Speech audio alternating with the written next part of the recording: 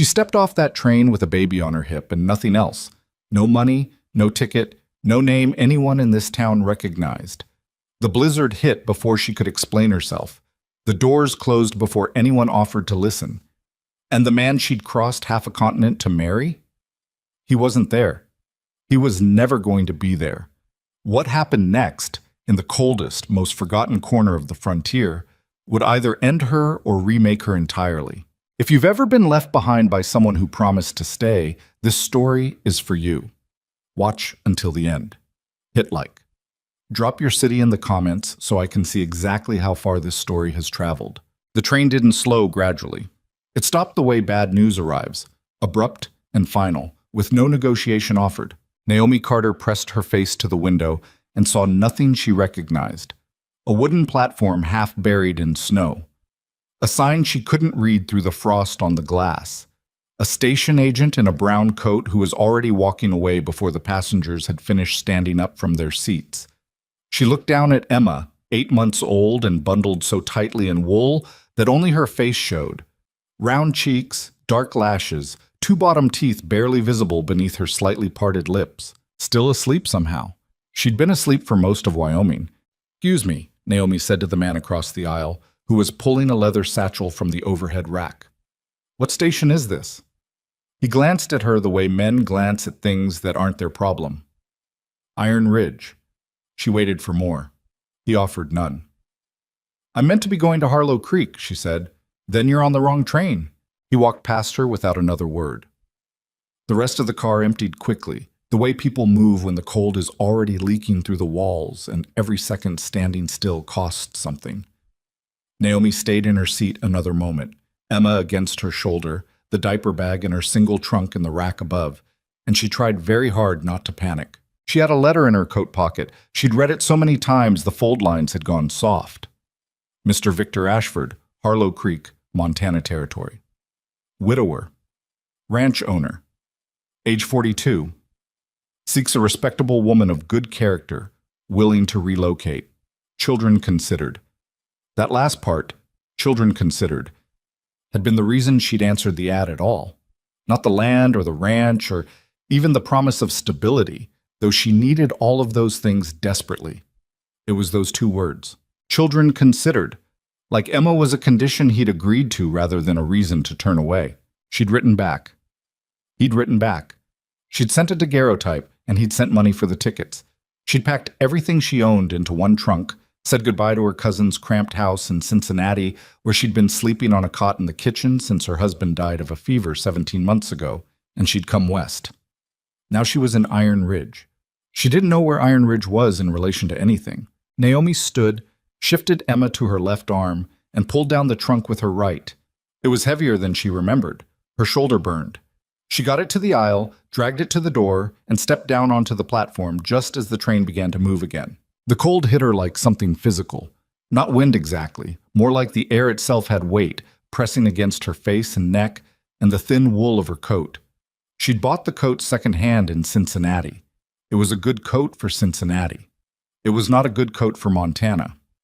She found the station agent inside a small building that smelled of wood smoke and lamp oil. He was a short man with a gray mustache and the bearing of someone who'd been doing a tedious job for too long. "Excuse me," she said. "I believe I've gotten off at the wrong station. I need to reach Harlow Creek."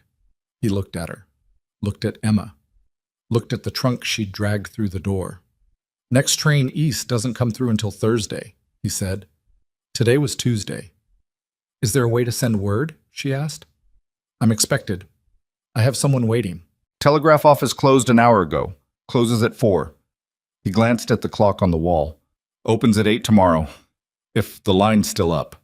He said it in a way that suggested the line probably wasn't still up. "Is there a hotel? Somewhere I could stay until—" "Mabel Pritchard runs the boarding house on 2nd Street. He was already turning back to his papers. $50 a night. She doesn't take charity cases. Naomi didn't say anything to that. She picked up the trunk, resettled Emma on her shoulder, and walked back out into the cold. Iron Ridge was the kind of town that looked like it had almost become something and then decided not to bother. There was a main street with maybe 15 buildings along it, a church at one end and a livery at the other. The spaces between the buildings were full of snow and old boards, and the particular kind of stillness that settles over places where people have stopped expecting anything to happen. A few horses were tied outside what was probably a saloon. One man in a fur hat stood on the boardwalk across the street, watching her. She found the boarding house. It was a narrow two-story building with a hand-painted sign and a porch that sagged on the left side. She knocked. A woman appeared, 50-ish, sharp-eyed, with flour on her apron and an expression that managed to convey both curiosity and disapproval simultaneously. "I need a room," Naomi said. "2 nights, possibly 3. I have—" She shifted Emma and reached into her coat pocket for the small purse she kept there. She counted without pulling the money out, 62 cents. The ticket had taken everything Ashford had sent her, almost to the penny, and she'd spent her last $1.50 on food for the journey. "I can pay a portion now, and the rest once I'm able to send word to—" "$50 a night," the woman said. "In advance. I don't do arrangements." "I understand, but if you'd let me, I've got 3 other rooms rented. I can't be running a charity bed." "I'm not asking for charity. I'm asking for—" The woman's eyes went to Emma, then back to Naomi's face. Something shifted in her expression, but not towards softness, towards something closer to pity, seasoned with distaste. "You a widow?" she asked. "Yes, ma'am." "Traveling alone?" "I was meant to meet someone in Harlow Creek. There was a mistake with my ticket. I just need 2 nights until I can reach—" "I'm sorry," the woman said, and she didn't sound entirely sorry. "I can't help you." She closed the door. Naomi stood on the sagging porch for a moment. Emma stirred and made a small sound. Not crying, just adjusting. Naomi pressed her lips to her daughter's head and breathed in the smell of her, warm milk and wool, and the faint sweetness that babies have that no one has ever been able to explain. "All right," she said quietly, to Emma, or to herself, or to no one in particular. "All right." She tried the general store next.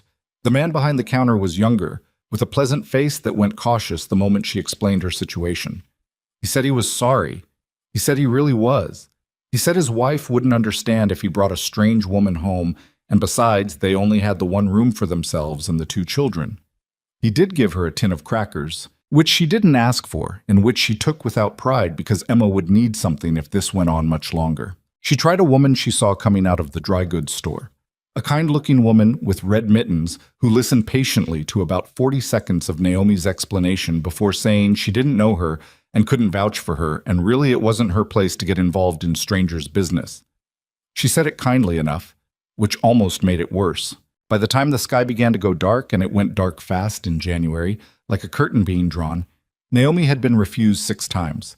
She was standing at the far end of the boardwalk with her trunk beside her, and Emma no longer sleeping but awake, and starting to fuss in that low, persistent way that meant hunger was moving toward distress.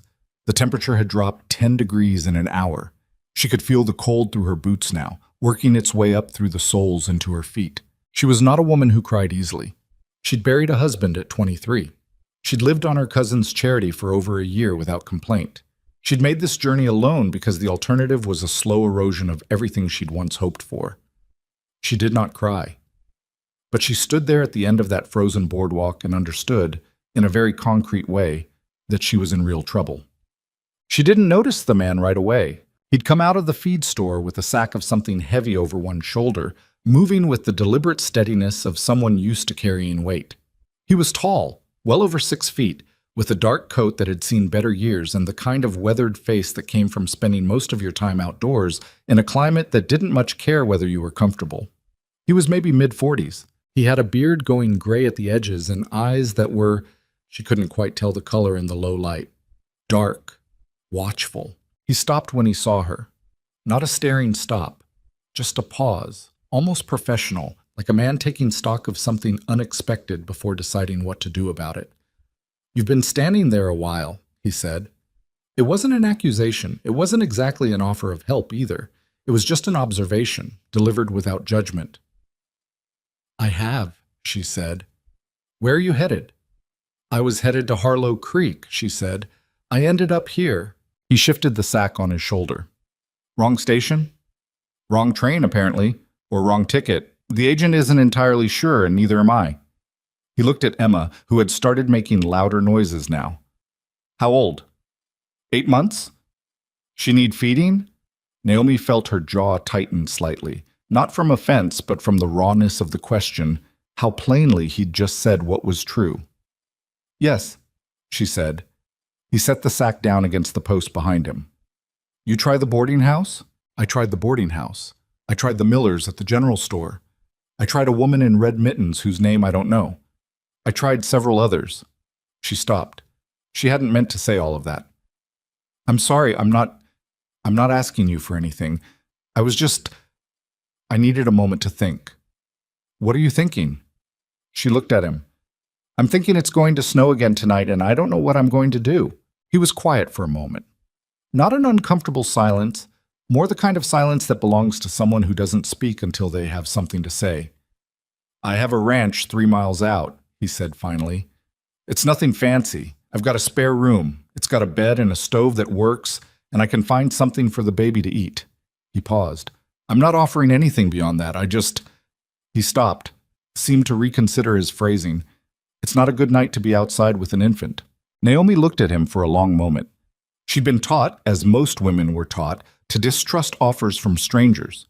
She'd also learned, in the past 18 months, that distrust was a luxury that required some baseline of safety in order to be maintained. She looked at his face. She looked at the way he'd set down a heavy sack so he could give her his full attention. She looked at his hands, which were large and calloused and completely still. I don't know your name, she said. Silas Boone. Naomi Carter. She shifted Emma. I'll need to get my trunk. I've got a wagon, he said. He didn't say much on the drive out. The wind had picked up and the snow was starting again. Thin flakes at first, then thicker, driven sideways by the time they turned off the main road onto a narrower track that wound between hills Naomi couldn't quite see in the dark. She sat beside him on the wagon bench with Emma pressed against her chest, the blanket pulled up over them both, and she watched the horses, 2 of them, brown and steady, navigate the road like they knew it by feel. Have you lived here long? She asked, partly to hear her own voice. 12 years, he said. Alone? A pause. My wife died 4 years ago. I'm sorry. He didn't say anything to that. She didn't push. The ranch appeared gradually out of the dark and snow, first a fence line, then a barn, then the house itself, which was low and long with a covered porch running along the front. The light from inside was faint, just the residual warmth of a banked fire, but it looked like the most solid thing Naomi had seen in 3 days. Silas pulled the wagon to a stop and jumped down. He went to the horses first, which told her something. Then he came around and offered her a hand down, which she took because the step was high and her arms were full. Inside, the house was spare but clean. A large main room with a stone fireplace, a table with 2 chairs, a kitchen area along one wall. He went immediately to the stove, opened the damper, added wood, got it going with the efficiency of long practice. Warmth began to move through the room within minutes. There's a room through that door, he said, gesturing. It's not set up. I'll need to find sheets. I can find them if you point me toward... Sit down, he said. Not harshly, just firmly, like someone who could see she was past the point of arguing about things like this. Feed her. I'll get the room ready. Naomi sat down at the table. She unbundled Emma, who immediately began crying in earnest, the honest, furious cry of a baby who has been patient too long. She fed her, sitting in the warmth of a stranger's kitchen while the man moved quietly in and out of the spare room, and outside the wind worked itself into something harder. When Emma finally finished and went slack with satisfaction, Naomi sat holding her and listening to the sounds of the house, the fire, the wind. Silas's boots on the floorboards, a cupboard opening, closing. He came back and set a plate on the table, beans and cornbread left from whatever he'd made himself earlier, reheated and steaming. I didn't ask, she started. You haven't eaten, he said. It wasn't a question. I had crackers. Crackers. He sat down across from her with his own cup of coffee. Eat. She ate. The beans were plain, seasoned with nothing more than salt and a little fat back, and the cornbread was dry at the edges from being reheated, and it was one of the better meals she'd had in recent memory. The telegraph opens at 8, she said between bites. I'll go in tomorrow and try to send word to Mr. Ashford in Harlow Creek. Let him know what happened. Silas looked at her. He's the man you were going to marry? Yes. He know about her? He nodded toward Emma. He agreed to it. In the letters. She hesitated. He wrote that children were considered. I took that to mean... She stopped. I suppose I don't entirely know what it meant. Silas said nothing to that, which was perhaps the most honest response available. I don't intend to be a burden to you, Naomi said. I want you to know that. Tomorrow I'll send word, and I'll try to pay my way in the meantime, whatever needs doing. You don't owe me work, he said. I know I don't, but I'll go out of my mind otherwise.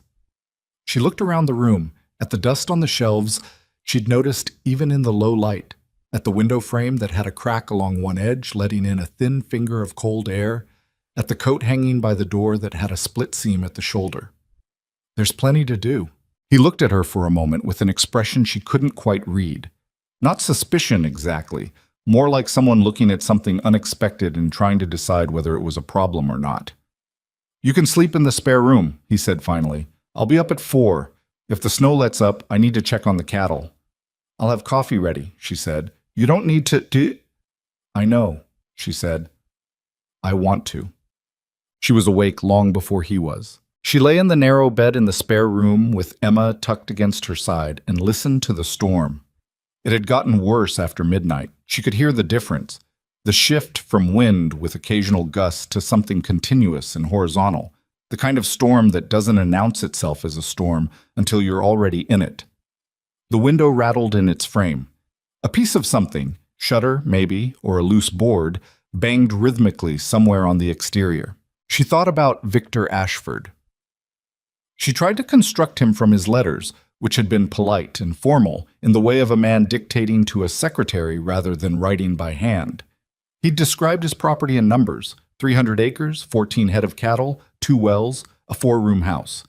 He described himself in abstractions: hardworking, no nonsense, expects a woman who can manage a household.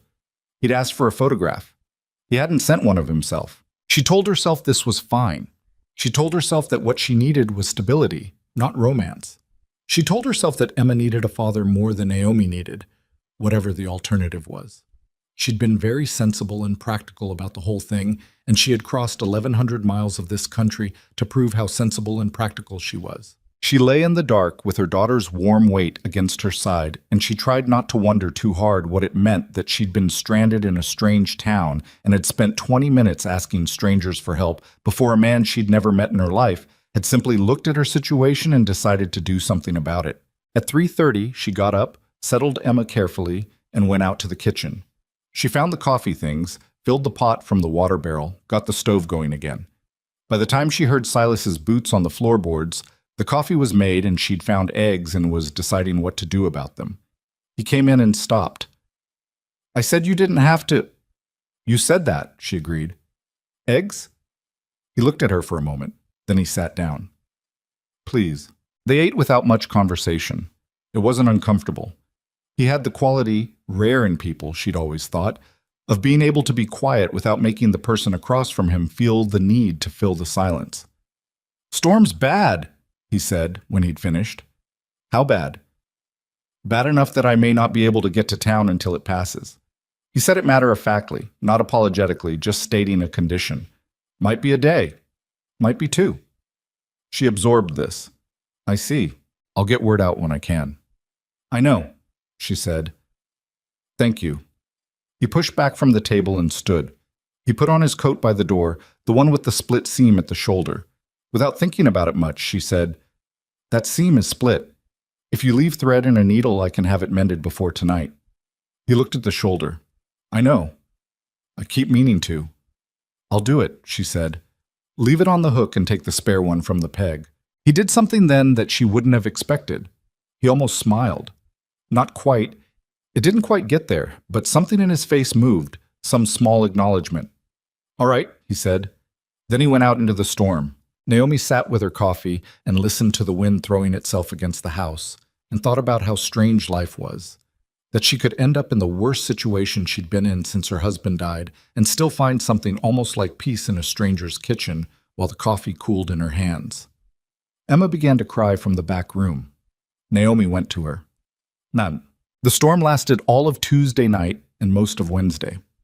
Snow piled against the door until Silas had to push through it when he came in from the barn at noon, his coat white to the shoulders, his beard going icy at the edges. He stamped his boots, hung the coat, the spare one, since his own was now mended and folded over the chair, and stood by the stove for a long minute without speaking. Cattle? Naomi asked. She'd learned the word meant everything when you said it that way, as a question, in a house like this one. 2 in the north pasture I can't reach yet, he said. Storm fence is down on the east side. 2 things at once, and I've only got 2 hands. She thought for a moment. Emma will sleep another hour at least. I can help with the fence if you show me what to do. He looked at her. I'm not delicate, she said. I grew up on a farm in Pennsylvania. I know what a fence post looks like. It's 20 degrees out there. Then I'll dress for 20 degrees. She paused. Or you can tell me which is more urgent, the cattle or the fence, and I can watch Emma while you do the other. He considered this with the same calm deliberateness he seemed to apply to most things. Cattle, he said finally. Fence can wait till tomorrow if it doesn't get worse. I need to get hay to the ones on the north side. Then go. I'll be here. He went back out. She stood at the window for a moment and watched him move through the white, a dark shape becoming less distinct, then disappearing entirely into the curtain of snow.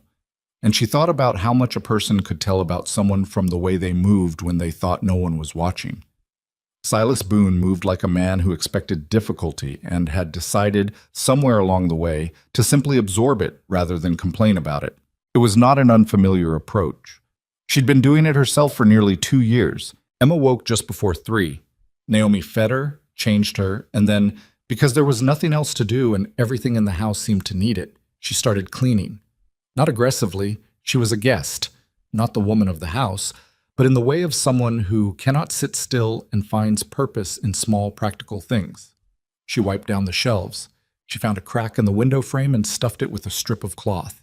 She reorganized the kitchen supplies into something approaching order. She found a pile of mending in a crate near the door and worked through it while Emma lay on the blanket on the floor and played with the wooden spoon she'd been given to chew on. When Silas came back in at dusk, he stood in the doorway and looked at the room and didn't say anything for a moment. You didn't have to do all that, he said. I know, she said. He sat down in the chair by the fire. Emma, who had been lying on her back waving her arms at nothing in particular, looked at him. She made a sound. A pleased, purposeful sound, the kind babies make when they've decided someone is worth their attention. Silas looked back at her. Something moved in his face that Naomi couldn't quite categorize. She's a good baby, he said. She's better than I deserve, Naomi said honestly. He looked up at her. I doubt that. It was a simple thing to say. He probably didn't even realize he'd said it as kindly as he had. Naomi looked back at the stove and didn't say anything, but she felt it. The warmth of it, separate from the fire. On Thursday morning, the storm broke. Silas hitched the wagon before 7 and drove into Iron Ridge to send the telegraph. Naomi stayed at the ranch with Emma, and for the first time since she'd stepped off that train, she had the quiet to actually think about what came next. She thought about Harlow Creek. She thought about Victor Ashford and his 4-room house and his no-nonsense expectations, and those 2 careful, qualified words, children considered. She thought about what it would mean to arrive there after this delay, after having been stranded in another man's house for 3 days. She thought about how that might look and what Ashford might think about it, and whether his opinion of her would already be formed before she spoke a single word in her own defense. She thought about the mended coat hanging on the hook by the door. She thought about the way Silas had looked at Emma across the fire. She thought about how, and this was a thought she pushed away somewhat firmly because it was not useful, how quiet and almost right this kitchen had felt this morning. Just the 2 of them and the baby and the coffee and the mended coat and the clean shelves and the sound of the fire. She put the thought away. She had a life to get to. She had a plan she'd made in Cincinnati when the alternative was a cot in her cousin's kitchen and a future she couldn't see. She had a letter in her pocket from a man who had agreed to accept her and Emma. She picked Emma up and held her against her shoulder and looked out the window at the sky, which was clear for the first time in 3 days, cold and sharp and impossibly blue. The kind of blue you only get after everything has been scoured clean. "We'll be all right," she said to Emma. Emma grabbed a fistful of her hair and held on. "Yes," Naomi said. "I know. You always do." She was still standing at the window when she heard the wagon coming back up the track. She watched Silas tie the horses and come to the door, and even before he stepped inside, she could read something in the set of his shoulders. Not bad news exactly, but something complicated. He came in and took off his hat. "I sent the telegraph," he said. "Thank you." "Got a reply back already?" He held out a folded paper. She took it. She read it. Victor Ashford had received her message. He was on his way to Iron Ridge. He would arrive Saturday. She read it again. Then she folded it and put it in her pocket with the letter. "Saturday," she said. "2 days," Silas said. "Yes." He didn't ask what she was thinking. He went to the stove and poured himself a cup of coffee. Emma, from the floor, made her please sound again and held up both arms in his direction. He looked down at her for a moment. Then he sat on the floor, actually sat down on the floor beside her, which she hadn't expected at all, and gave her his finger to hold. Naomi watched them. 2 days, she thought. Outside, the sky was that impossible, scoured blue, and somewhere to the east the road to Iron Ridge was clear, and on Saturday a man she'd never met would come to collect her and her daughter, and everything that happened after that would be determined by choices she hadn't yet made. But right now there was this room, and this fire, and Emma's grip on a large calloused hand, and Naomi Carter stood in the kitchen of a stranger's house and felt, for the first time in 2 years, something she didn't immediately have a word for. She didn't try to name it, she just let it be there. Friday came in quiet. The kind of quiet that follows a bad storm and feels, for a few hours at least, like the world has decided to behave itself. The snow had stopped. The sky was the same scoured blue as the day before, and the cold had settled into something still and dry rather than vicious. Naomi stood on the porch in the early light with Emma on her hip and watched Silas cross the yard toward the barn, and she thought about Saturday the way you think about a tooth that needs pulling, not with dread exactly, but with the grim awareness that it was coming regardless of how you felt about it. She had 2 days left in this house. She intended to use them. She went back inside, settled Emma on the blanket with the wooden spoon and a tin cup that made a satisfying noise when banged against the floor, and started on breakfast. There were potatoes in the cellar and salt pork in the cold box, and enough eggs for a proper meal. She found a cast iron skillet that hadn't been seasoned in a while. The surface had gone dull and slightly gray, which meant whoever had been using it had been washing it with soap, which you weren't supposed to do, or had simply stopped using it altogether. She set it on the heat and let it warm through while she cut the potatoes. Silas came in from the barn at 7, stamping snow from his boots the way he always did, methodical, left foot, then right, 3 stamps each. She'd noticed he had rituals like that, small, repeated behaviors that weren't habits so much as structure, the kind of invisible scaffolding a person builds when they've been alone long enough that no one else is there to provide it. He stopped when he saw the skillet. "Haven't used that one in a while," he said. "I noticed." She tilted it to show him the surface. "It needs reseasoning. I'll do it tonight if you have lard. There's a tin in the cupboard." "Good." She turned back to the stove. "Sit down. This'll be ready in a few minutes." He sat. Emma banged the tin cup against the floor and looked at him with the direct, evaluating stare that babies deploy when they're trying to figure out if someone is trustworthy. Silas looked back at her. "She do that all morning?" he asked. "The banging, since about 5:30. "And you slept through it?" "I didn't sleep through it. I handed her the cup and hoped for the best." He almost made that almost smile again. She was getting better at reading it, the slight shift at the corner of his mouth, the way his eyes changed a fraction of a second before anything happened on the rest of his face. "Victor Ashford arrives tomorrow," she said, because she needed to say it out loud to someone, to make it concrete. "I know. I want to be clear about something." She pushed the potatoes around the skillet. "What you've done here, taking us in, the room, the food, I haven't forgotten it, and I won't. When I get to Harlow Creek, I'll find a way to pay you back." "You don't owe me money, Naomi." "I know I don't. I want to anyway."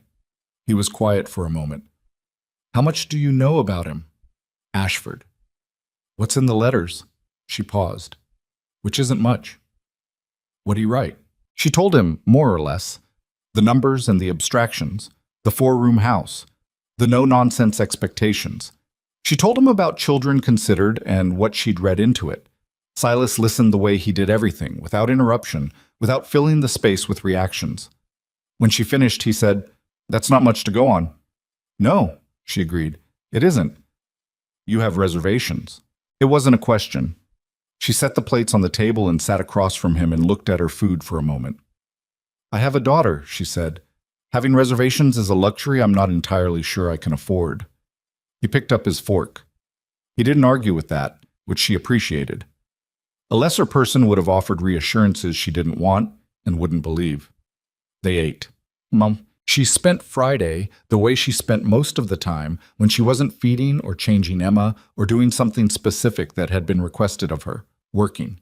Not because Silas asked her to, not even because it gave her somewhere to put the anxiety about tomorrow, but because the ranch needed it and she could see it, and once she could see something that needed doing, leaving it undone felt like a small, constant aggravation. The cabin itself was structurally solid, but neglected in the way of a place that had only one person in it who was mostly tired when he came inside. The floor hadn't been swept in at least a week. There were cobwebs in both upper corners of the main room. The shelf above the fireplace held a ceramic pitcher with a crack running up one side, a rusted tin, and 2 candles burned to their holders.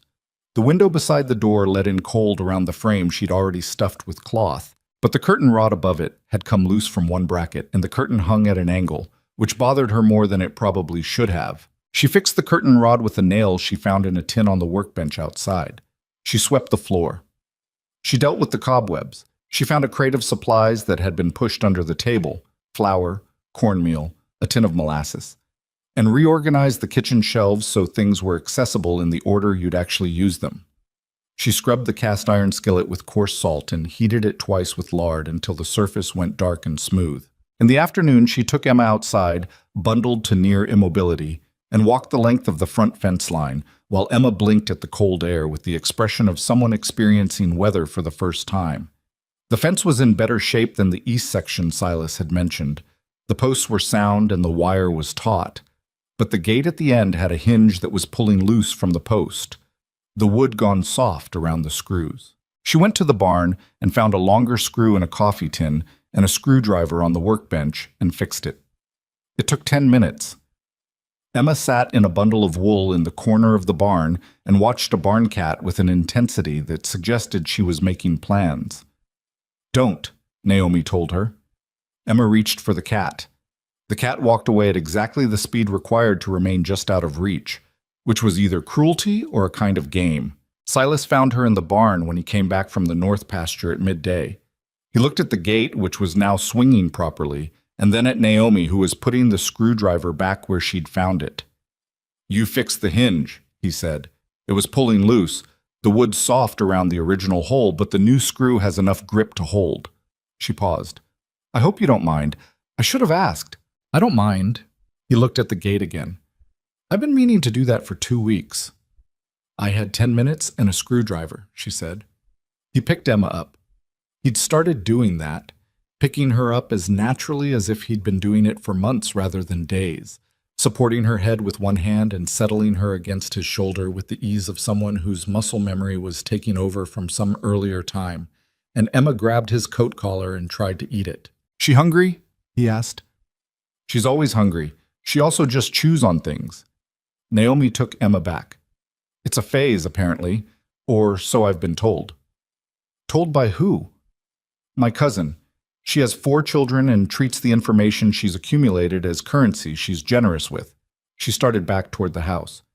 "She's a good person. She let us stay with her for over a year, but 4 children and 1 room and a cot in the kitchen gets small after a while." "Is that why you answered the ad?" She considered this as she pushed through the barn door into the cold. "Partly. Partly because Emma deserves more than a cot in someone else's kitchen. Partly because She stopped. "I was disappearing. Does that make sense?" "Not dramatically, just slowly. Every day a little less of who I used to think I was." He walked beside her across the yard. He didn't say anything for a moment. "Yeah," he said finally. "It makes sense. That evening she made a proper supper, Salt pork with onions she found in the cellar, cornbread made right this time without the dry edges, and a pot of beans she'd set soaking that morning. It was nothing remarkable.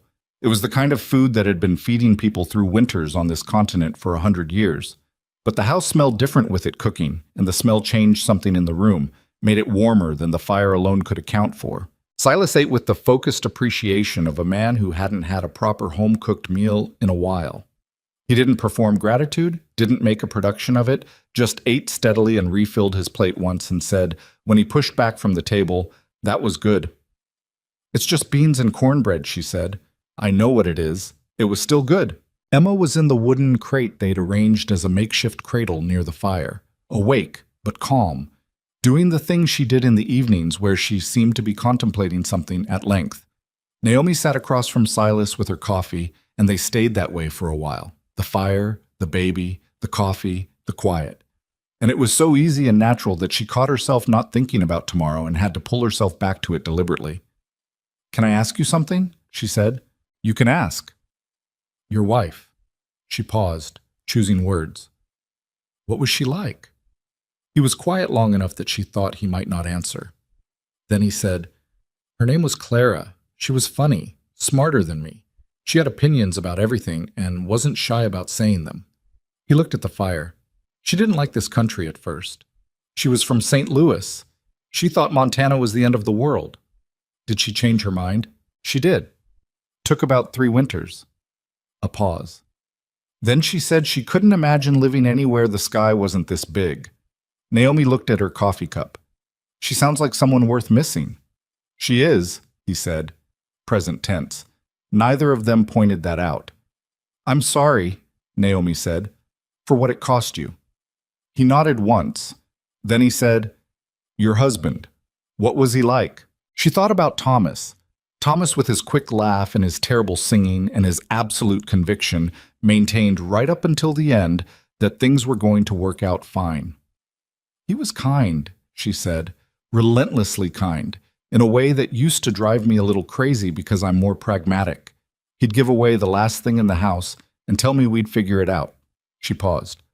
"We usually did, not always gracefully, but we figured it out." "You miss him." "I do. I also—" She stopped. "I also had to stop missing him so much that I couldn't function because I had Emma to think about. So I put it somewhere." She touched her temple lightly. "Somewhere organized where it doesn't interfere." "Does that work?" "Most of the time," she said honestly. "Not always at 3 in the morning." He nodded. He understood that. She could tell. Later, Emma asleep, the fire burning lower, Naomi went through her trunk for the first time since she'd arrived. She'd been avoiding it, which she recognized as avoidance and not anything more reasonable than that. The trunk held everything she owned. 3 dresses, 2 of Emma's, a set of linens, Thomas's pocket watch that she'd kept for Emma when she was old enough to want it, a small framed photograph of her parents, her sewing kit, and the letters from Victor Ashford folded in a bundle at the bottom. She took the letters out and read them again, all 6 of them, in order, from the first careful inquiry to the last short note confirming the ticket money had been sent.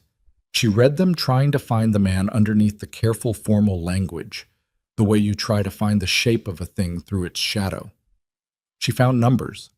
She found expectations. She found a man who wrote, "I expect a woman who understands the demands of ranch life, and I do not have patience for complaint or weakness, and children considered," that phrase again, like Emma was a line item being approved. She sat with the letters in her lap for a long time. Then she put them back in the trunk and went to bed. She did not sleep for a while. She was up before 4. She didn't mean to be. She'd meant to sleep later, to rest while she could. But something in her had decided that rest was no longer available and presented her with wakefulness instead, complete and unavoidable, at 3:45 in the morning. She lay in the dark, listening to Emma breathe. Outside, there was no wind. The silence of a clear night on the frontier was a particular kind of silence, deeper and more complete than anything she'd known in the city. Not the silence of absence, but the silence of scale. The sound of space too large to fill. She thought about the phrase children considered one more time. And then she made herself stop thinking about it, because thinking about it was not the same as knowing what it meant. and she would know what it meant when she met the man who'd written it.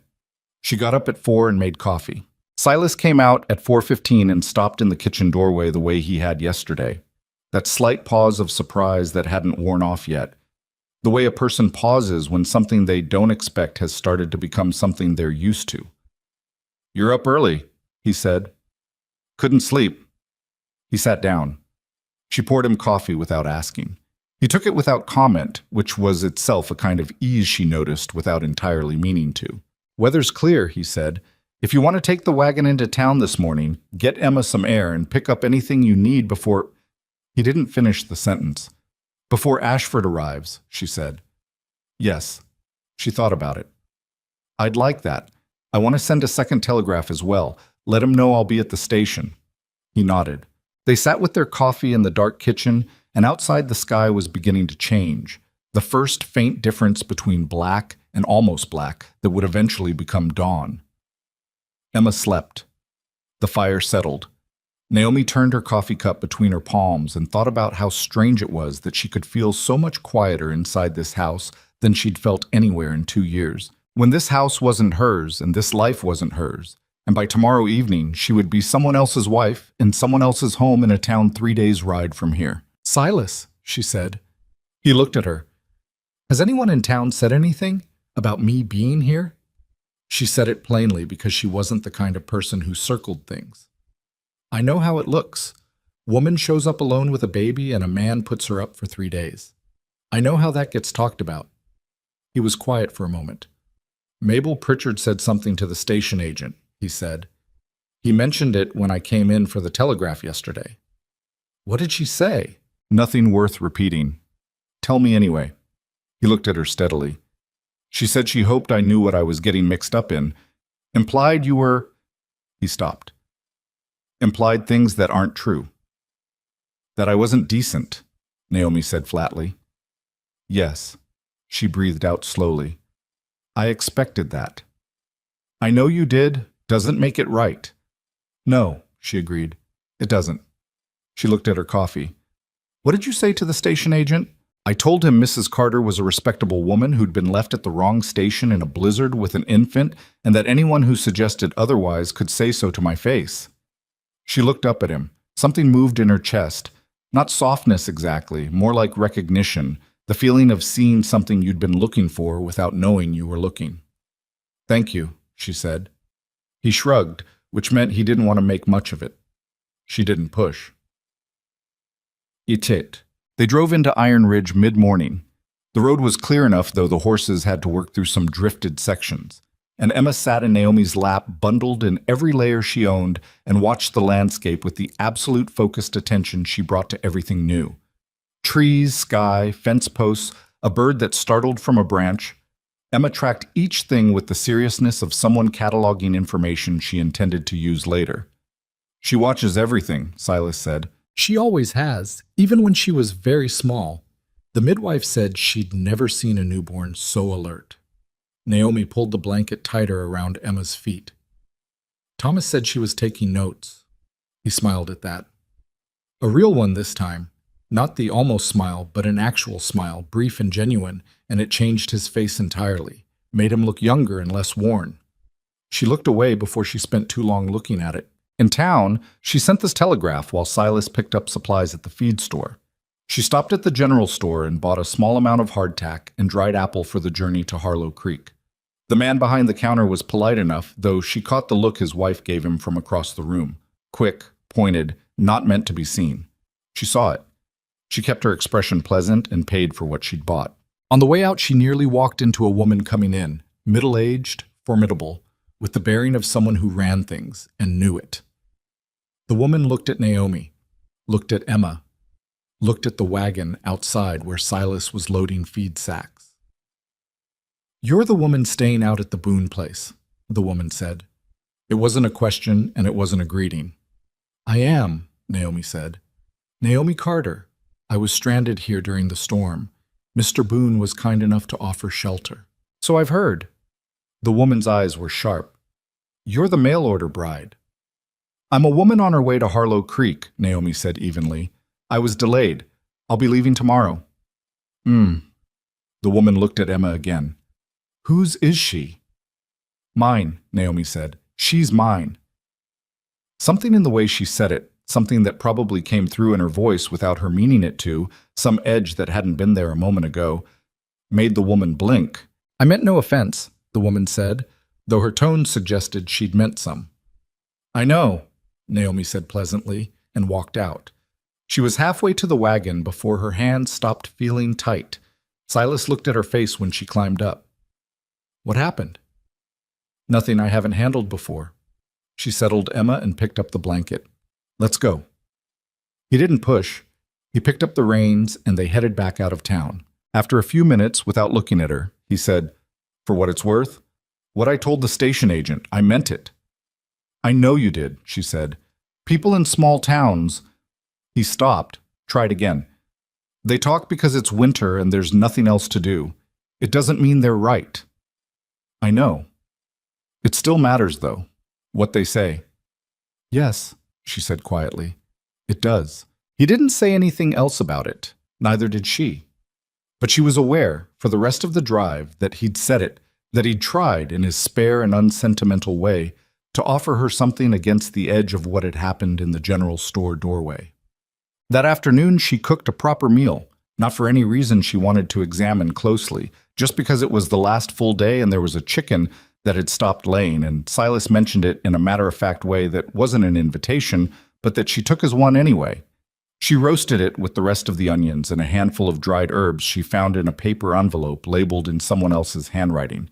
Clara's, probably, she thought, and handled it carefully. The cabin smelled like roasted meat and wood smoke, and the particular combination of warmth and cold that a frontier house develops when the fire is going and the temperature outside is dropping. Emma sat propped against a folded blanket on the floor and chewed on a dried piece of bread crust and watched the proceedings with judicial gravity. Silas came in at 5 and stood in the doorway and breathed in and didn't say anything for a moment. Clara used to make something like this, he said finally. I'm sorry, Naomi said. Should I not have? No. He came inside. It's good. It just... He stopped. The house smelled like this when she was in it. I'd forgotten what that was like. She didn't know what to say to that. She said nothing, which felt right. They ate together at the table, the three of them in the loosest possible sense, Emma on the floor between them with her bread crust, Silas and Naomi across from each other with the roast chicken between them. He talked more than he usually did. She noticed that. Nothing dramatic. He talked about the north pasture, and the fence, and the 2 cattle he'd been worried about, which had turned up fine behind a windbreak near the creek. He talked about what he needed to do in spring when the ground thawed. He talked about a horse he'd had 10 years ago that he was still quietly mourning, which he seemed mildly embarrassed to admit. There's nothing embarrassing about mourning a good horse, she told him. Most people would say it's just an animal. Most people are wrong about things like that. She refilled his coffee. Grief doesn't check credentials before it shows up. It just shows up. He looked at her. That's a fair way to put it. I've had some practice thinking about it. After supper, she washed the dishes while he sat near the fire with Emma, who had been lifted into the crook of his arm and was doing what she did in the evenings, that long, contemplative regarding of the world. He'd figured out by now, without being told, that she liked to be rocked slightly, just the smallest motion, steady and rhythmic, and he did it without thinking about it. Naomi washed the dishes and watched them out of the corner of her eye and felt something she had no business feeling and put it away firmly, in the same organized place where she'd put Thomas and the grief of the past 2 years.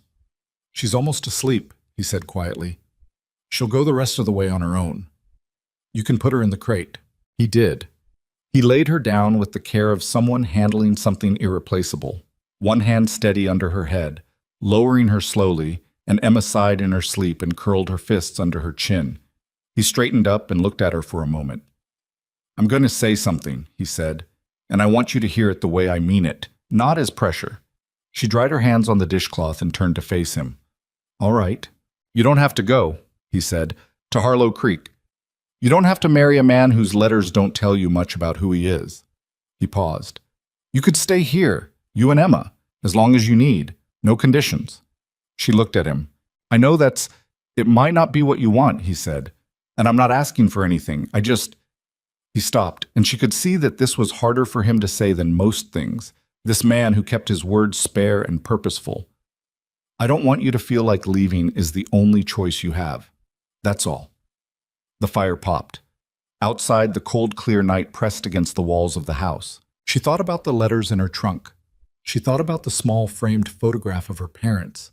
She thought about Thomas and about disappearing a little every day and about what it meant to arrive somewhere and find it already felt like a place she recognized. Silas, she said. You don't have to answer tonight, he said quickly. I know. She looked at him steadily. I need to meet him. I owe him that much. And I owe it to myself to know who he is in person before I make a decision either way. He nodded. That's fair. But, she hesitated. What you just said, it matters. I want you to know it matters. He looked at the floor briefly, then back at her. All right. She went to bed and lay in the dark for a long time, with Emma breathing beside her and the fire going low in the other room, and thought about the particular cruelty of finding something good at exactly the wrong moment. She thought about Saturday. She thought about Silas's hands, steady under Emma's head. She thought about children considered, that phrase that had once seemed like enough. She was still thinking when she finally fell asleep, sometime well past midnight, while outside the stars burned cold and indifferent in a Montana sky bigger than anything she'd known how to want. Saturday arrived the way Naomi had been dreading it would, clear and cold and completely indifferent to what she was feeling about it. She was up at 4 again. She didn't even pretend to sleep past 3:30. She lay in the dark, listening to Emma breathe and watching the ceiling and running through, for what felt like the 100th time, every version of how the morning might go. Victor Ashford stepping off whatever conveyance had brought him from Harlow Creek. The moment of recognition, or rather the first moment of meeting, since they had no faces for each other yet, only letters, and a daguerreotype. What he would see when he looked at her. What she would see when she looked at him. She got up before 4 and made coffee and stood at the kitchen window in the dark with the cup warm between her palms. Silas came out at 4:15. He looked at her, and she looked at him, and neither of them said anything for a moment, which was its own kind of conversation. He poured himself coffee and sat down. Emma was still sleeping. She'd been up twice in the night, which was unusual for her, and had gone back down hard both times, the deep, unbudgeable sleep of a baby who is working something out. Weather'll hold, Silas said. Road's clear to town. Good.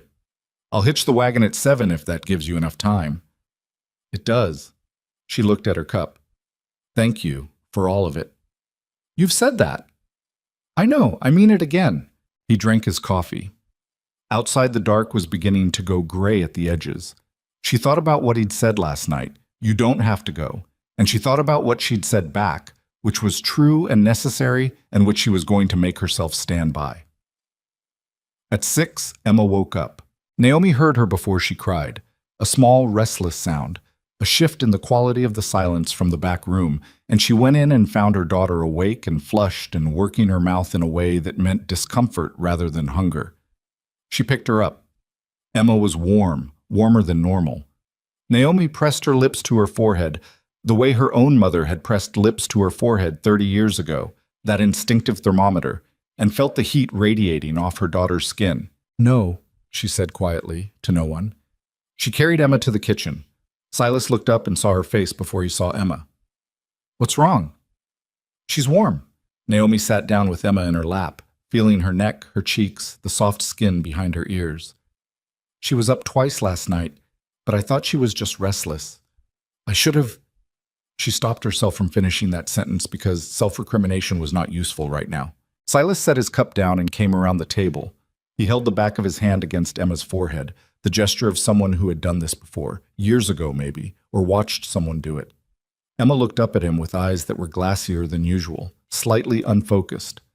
How high do you think? He asked. I don't know. I don't have a thermometer. She kept her voice even. She needs fluids. Water, if she'll take it. She's been nursing, so she's been getting... She made herself slow down.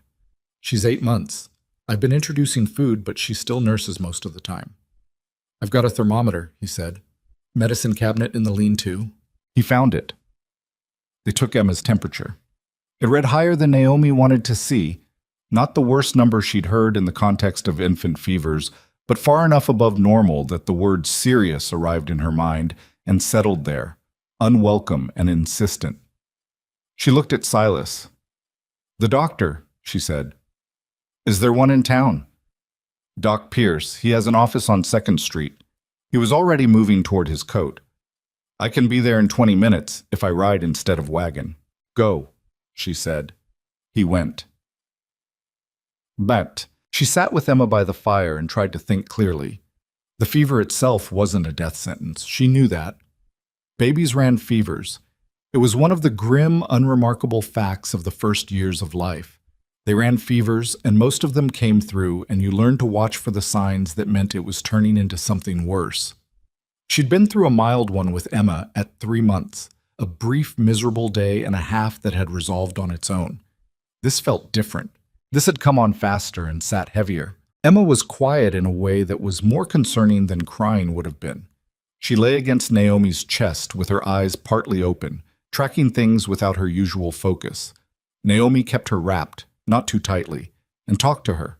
Not anything with content, just her voice, steady and low, the sound Emma had been hearing since before she was born.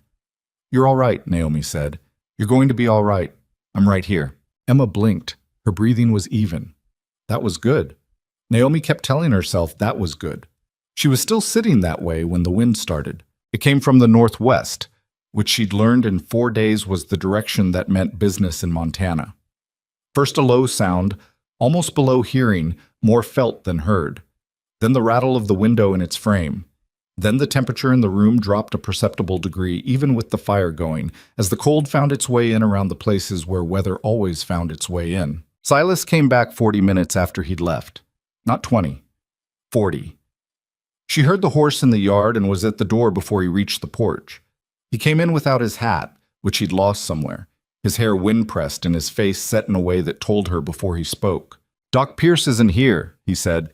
"His wife says he went to the Henderson place 2 days ago. Family out on the ridge, 3 children came down sick. She doesn't know when he's coming back." He paused. "And the weather's turning." She looked past him through the door he hadn't fully closed. The sky to the northwest had gone the color of iron. She closed the door. "All right," she said. "I'm sorry, Naomi. I tried to—" "It's not your fault." She turned back to Emma, who was where she'd left her by the fire, still that worrying quiet. "I need to think," she thought. She'd helped her mother with a younger brother who'd spiked fevers twice before the age of 2. She'd sat with her cousin's children through sickness. She wasn't a doctor, and she wasn't going to pretend otherwise, but she wasn't without knowledge either, and what she knew right now was that the nearest doctor was unavailable, and the weather was turning, and Emma's fever needed to come down. "Do you have willow bark?" she asked. "In the lean-to. I keep a supply. Cloth I can wet? Not wool, cotton, or linen.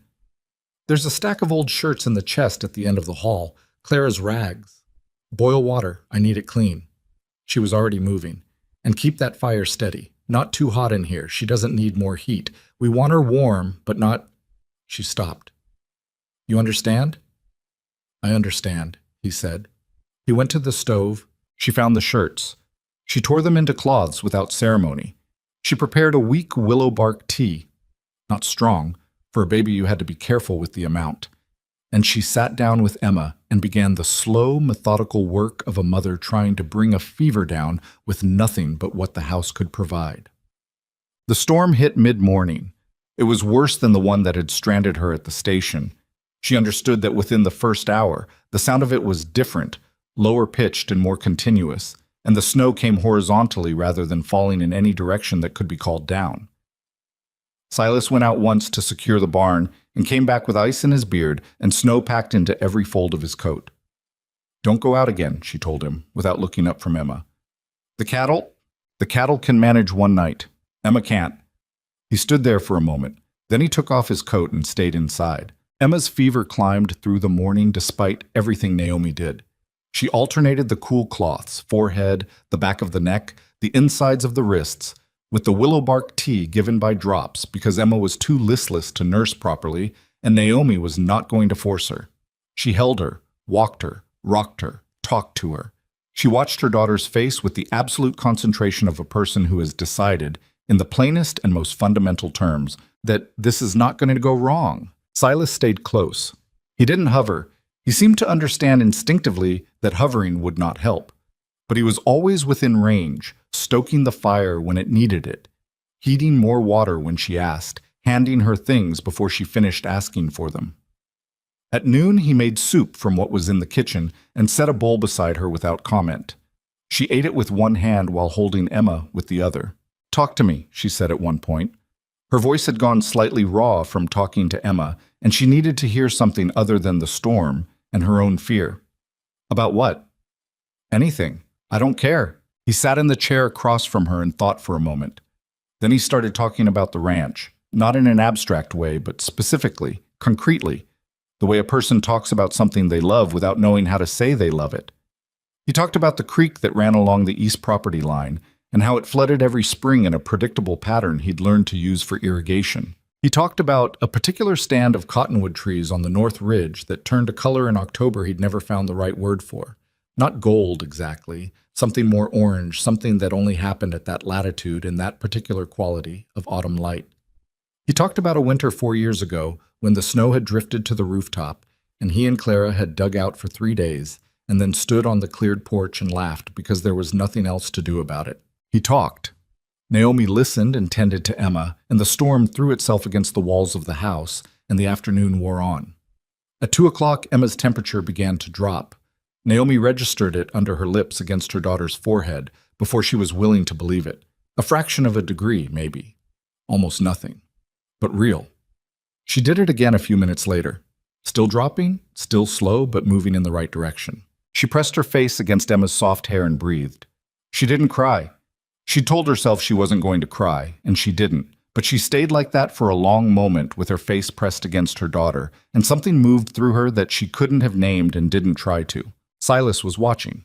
He didn't say anything. He looked at Emma's face and then at Naomi's, and she could see in his expression the same cautious mathematics she was running. Not relief yet, too early for relief, but the beginning of the possibility of it. "Still need to watch her tonight," Naomi said. "I know. It can come back up." "I know. I'm not going to sleep." "Then neither am I," he said simply. Mom. The storm kept through the night. They sat on opposite sides of the fire with Emma between them in the makeshift cradle, and they slept in shifts, though slept wasn't exactly the right word for the shallow, half-present dozing Naomi managed between checks.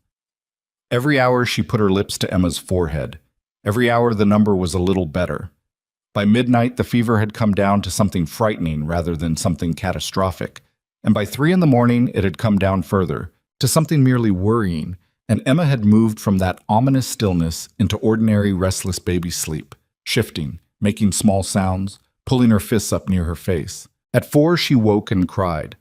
The most ordinary, uncomplicated, furious hunger cry Naomi had ever heard. She picked her up and held her, and Emma rooted at her shoulder, and Naomi laughed, one short, exhausted, slightly desperate sound, and looked across at Silas, who was awake in the chair, who looked back at her with an expression she didn't have a word for either. "She's hungry," Naomi said. "Yeah," he said. He sounded like a man who had been holding something very tightly and was only now beginning to let it go. "Yeah, I can hear that." She fed Emma, and Emma, nursed with the determined efficiency of someone who has decided that nothing, not fever, not blizzard, not the general chaos of the world, is going to interfere with a meal. Naomi sat and felt the exhaustion settling into her bones the way it does when the emergency passes and your body finally concedes to all the things it's been refusing to feel. When Emma finished and went back to sleep, Naomi sat for a while without moving. Outside, the storm was quieting, still wind, but the horizontal assault had given way to something more vertical, which meant the worst of it had moved on. The fire had burned to coals. The room was gray and dim and warm. "I need to say something," she said. Silas looked at her from the chair. Victor Ashford. She had almost forgotten him entirely. Almost. The thought of him had existed at the periphery of last night the way minor problems exist at the periphery of major ones, registered, set aside, returned to. He was supposed to arrive Saturday. "Yesterday," Silas said. "Yes, yesterday." She looked at Emma, asleep in the cradle. "He'll have come to town and found..." She stopped. He'll have found no wagon, no message, no explanation. I can ride in when the road clears, send a telegraph. He may already be on his way here. Silas said nothing. I need you to understand, she said, and she wasn't sure what she needed him to understand exactly, only that she needed to say it. Whatever happens when he gets here, whatever I decide, last night is part of it. The way you stayed, the way you didn't... She stopped again. Most men would have gone to check on the cattle. I told you I'd stay. I know. That's what I mean. She looked at him directly. It means something. He held her gaze. I know it does. The silence between them was not uncomfortable. It was the kind of silence that follows something true being said and understood by both parties and left alone, because there's nothing to add to it. The storm cleared by mid-morning Sunday. Naomi had slept 3 hours. Genuinely slept, finally, with Emma safe and warm beside her, and woke feeling the particular clarity that comes after surviving something.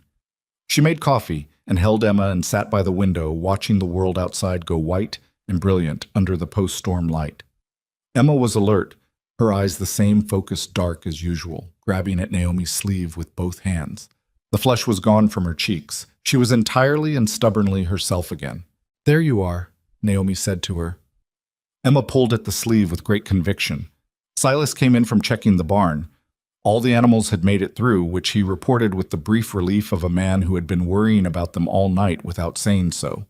And he looked at Emma's face and then looked at Naomi's, and something unclenched visibly in his posture. She looks good, he said. She does. Naomi watched Emma try to pull herself upright using Naomi's arm as a rope. She's showing off. He almost said something else, but the sound of hooves in the yard stopped him. They both heard it at the same time, not one horse, but two, moving fast up the track, slowing as they reached the yard. Naomi was on her feet before she made the decision to stand. Through the window, she could see 2 horses. One was ridden by a man she recognized as Deputy Kern, the younger of the 2 deputies who served the county. The other was ridden by a man she didn't recognize, heavy-set, in a dark coat of noticeably better quality than anything worn in Iron Ridge, with the bearing of someone accustomed to arriving places and having that mean something. Even before he dismounted, she knew. Stay here, Silas said. It wasn't a command. It was an offer. She could take it or not. She didn't take it. She settled Emma on her hip, squared her shoulders, and went to the door. Victor Ashford was perhaps 50, not 42 as the letter had said, or 42 had not been kind to him, with a heavy face and the kind of eyes that moved around a room quickly, pricing things. He looked at the cabin. He looked at Silas, who had come out behind Naomi. He looked at Naomi. He looked at Emma with an expression that did not change, but that Naomi read clearly anyway, the way you read the weather from a sky rather than a thermometer. Mrs. Carter, he said. His voice was deep, clipped, the voice of a man who had learned that efficiency in speech communicated power. Mr. Ashford, she said. I'm sorry about yesterday. There was an emergency. My daughter was ill, the storm. I waited at the station for 3 hours, he said, in the cold. Then I was informed you were residing at... He glanced at Silas again. Here, I've been here since Tuesday, she said. I explained in the telegraph. There was a storm, and I had no money, and no room was available. Yes. He said it in the way of someone who has already decided what the facts mean and is not interested in the facts themselves. I received the telegraph. I also received the version of events circulating in town. His eyes went to Silas again, then back to her, which is somewhat more detailed. Naomi kept her voice level. Whatever is circulating in town is not accurate. Perhaps not. He looked at Emma. I was given to understand the child was your daughter. She is. She appears healthy. She is now. She was very ill last night. That's why I wasn't at the station. He turned slightly, as if surveying the property, and then turned back with the air of someone who had completed an assessment. I'd like a word with you privately, Mrs. Carter. If Mr. He glanced at Silas. Boone, Silas said, if Mr. Boone doesn't mind. There was something in how he said it, a glaze over the name, a way of not quite acknowledging Silas as a person in his own right, that made something tighten in Naomi's chest. She looked at Silas, who was watching Ashford with an expression of careful neutrality. The look of a man deciding exactly how much patience he has available for this situation. "I'll be in the barn," Silas said. He went. Deputy Kern had stayed with the horses. Naomi let Ashford inside. He came in and looked at the room the way he'd looked at the property, quickly, with that same pricing quality. She watched him clock the mended curtain, the reorganized shelves, the fireplace with its well-tended coals. His expression gave nothing away except the fact of the assessment itself. "Sit down if you'd like," she said. "I'll stand." He turned to her. "I want to speak plainly." "Please," she said. "I paid for your travel. I arranged for you to come here in good faith. What I did not arrange for was a 4-day delay, a blizzard I had no warning of, and arriving at a strange man's ranch to retrieve my—" He stopped, restarted. "To retrieve the woman I intended to marry. The delay was not my choice," she said. "The ticketing error was not my fault. I had an infant and no money, and no one in this town would shelter us. Mr. Boone offered his home, and it was that or spend the night in the snow." "So you've said." "Because it's true." He looked at her for a moment. The people in town seemed to feel there was more to the arrangement than shelter. The people in town are wrong. Are they? He said it without a question mark, which told her everything. She looked at him, this man she had crossed 1,100 miles to marry. This man whose letters she had read so many times, the fold lines had gone soft. And she thought about Emma in the night, burning with fever, and Silas on the floor beside the cradle at 3 a.m, with his coat still on because he'd forgotten to take it off. And she thought about children considered, that phrase that had once seemed like enough. "Mr. Ashford," she said, "may I ask you something directly?" "Go ahead." "Emma." She looked down at her daughter, who had decided Ashford was not interesting and was looking at the window instead. "When you wrote that children were considered, what did you mean by that?" He blinked, as if it was not the question he'd expected. "I meant what I wrote." "I know, but what did you mean by considered? That you'd tolerate her presence, that you'd treat her as your own, that you'd—" "I meant it wouldn't be an insurmountable obstacle," he said, "to a marriage. Many men in my position would refuse outright." The room was very quiet. "I see," Naomi said. "She would be cared for," he said, and she could hear him shifting into what was probably, for him, reassurance. "She'd have food and shelter and an education when she's old enough. I'm not an unreasonable man." "No," she said. "I can see that." He watched her. "I didn't come here to argue, Mrs. Carter. I came here to take you back to Harlow Creek as we arranged. The question of what happened here this week is—" He paused. "I'm prepared to overlook it." He said it the way you say I'm prepared to overlook something that is, in your view, a significant fault. A thing that has been done and cannot be undone, but that you are willing, out of generosity, to pretend isn't there. Naomi looked at him for a long moment. Emma grabbed her collar and held on. "I need to think," Naomi said. "Of course." He moved toward the door. "I'll speak with my deputy. Take the time you need." He went outside. Naomi stood in the middle of the room that she'd cleaned and organized and made warmer in ways that went beyond what the fire could account for. She stood there with her daughter holding her collar and thought about what she'd just heard. Not the worst thing a man had ever said to a woman, not by any measure. Reasonable, practical. The same pragmatism she'd told herself she was capable of, back on her cousin's cot in Cincinnati, when a future she couldn't see had been the only alternative to the present she couldn't sustain. She heard Silas come in from the barn. She didn't turn around. "Well," he said quietly. "He's prepared to overlook it," she said. Silas said nothing. He said Emma wouldn't be an insurmountable obstacle. She paused. "To a marriage." More silence. He said children were considered. She finally turned around. "I know what it meant now." Silas was looking at her with that careful, unreadable expression she'd gotten better at reading over the course of a week. It meant he had something to say and was deciding whether to say it. "Don't," she said gently. "Whatever you're about to say, not yet. I need to work this through on my own." He closed his mouth. He nodded.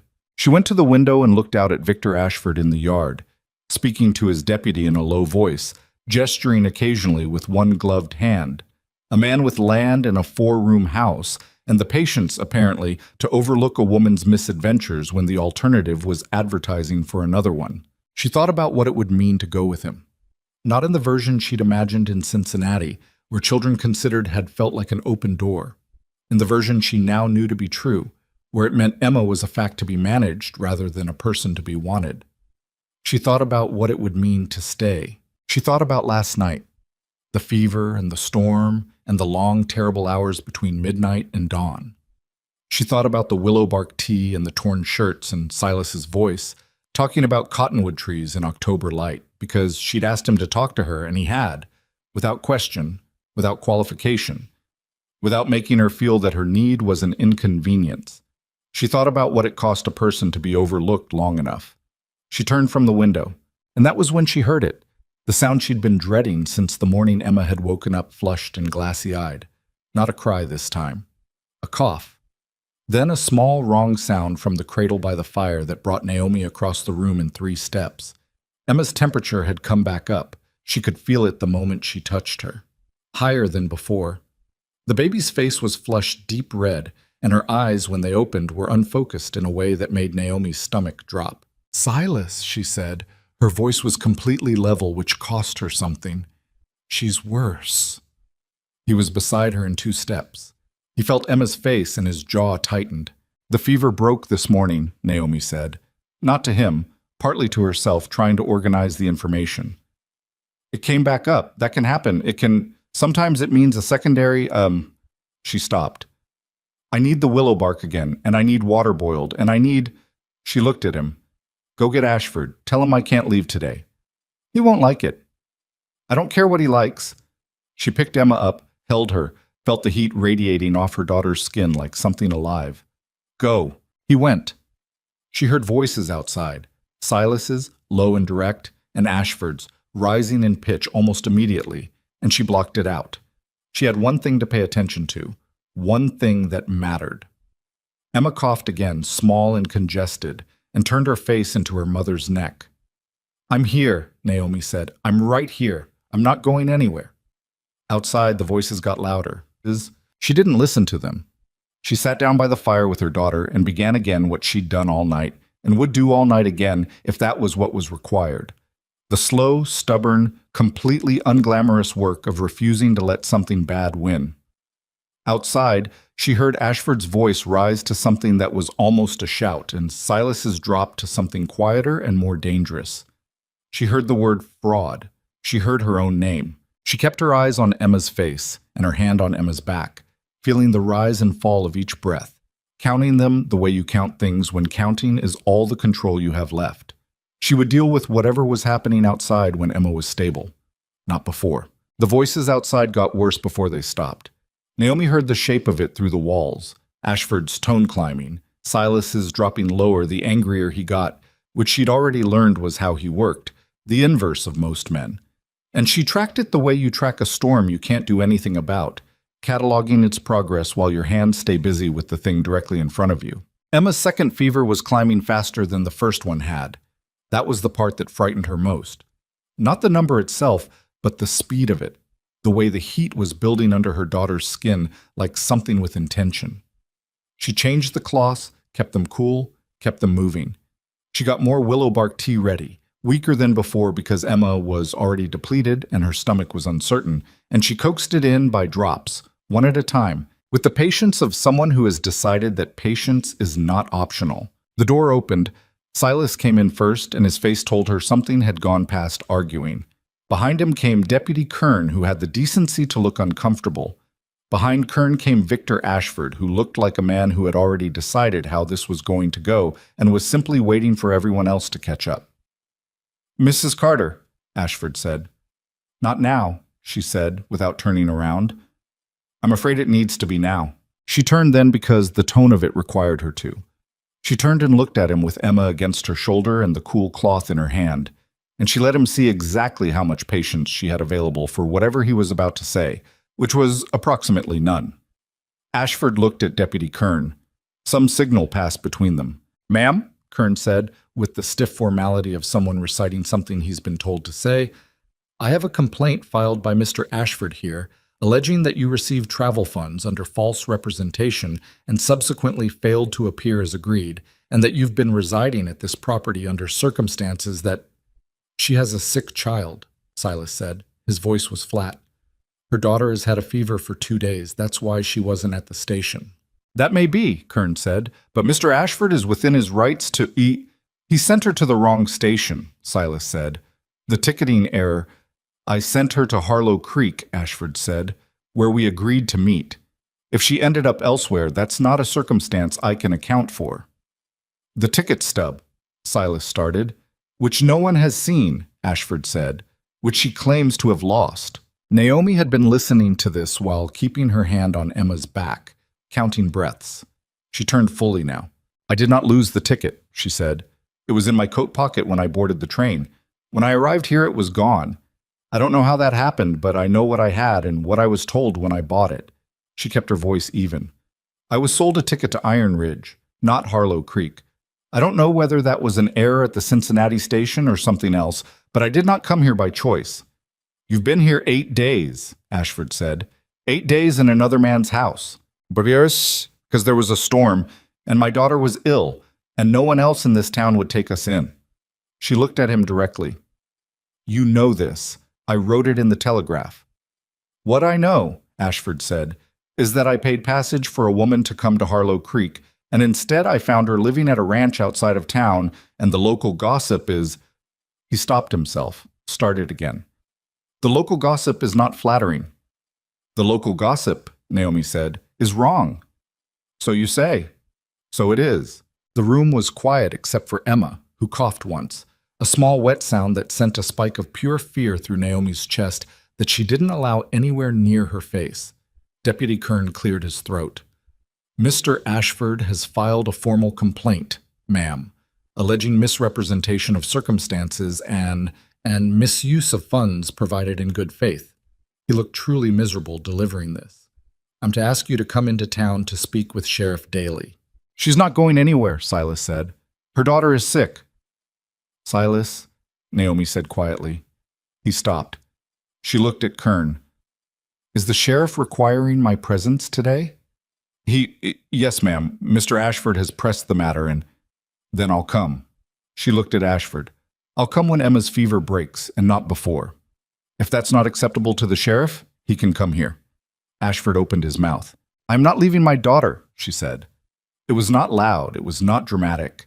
It was the kind of statement that doesn't invite argument because it contains no uncertainty whatsoever. Ashford closed his mouth. After a moment, he said, You have until tomorrow morning. I'll expect you at the sheriff's office by 9. He turned and walked out. Kern followed, pausing at the door long enough to look back at Naomi with an expression she chose to interpret as apologetic, and then he closed the door behind him. The room was very quiet. Silas stood near the door, his jaw set, looking at the space Ashford had just occupied the way you look at something you have strong feelings about and are exercising restraint about expressing. I should have, he started. You were fine, she said. I should have pushed harder about the ticket. Silas, she looked at him. Emma, please. Came back to himself. He came to the fire and crouched beside the cradle. His voice, when he spoke to Emma, was the same voice he used for the horses. Low, steady, entirely without performance. Hey, little one, he said. You've got the worst timing of anyone I've ever met. Emma did not seem impressed by this assessment. She coughed again and then made a sound of pure miserable complaint, which was, Naomi thought, the most encouraging thing she'd heard all day. Complaint meant energy. Energy meant fight. That's right, Naomi said to her. Be angry about it. Cheb. The fever broke again near midnight. Not as dramatically as the first time. This one released more slowly, the heat receding in gradual degrees rather than all at once, like a tide going out rather than a door swinging open.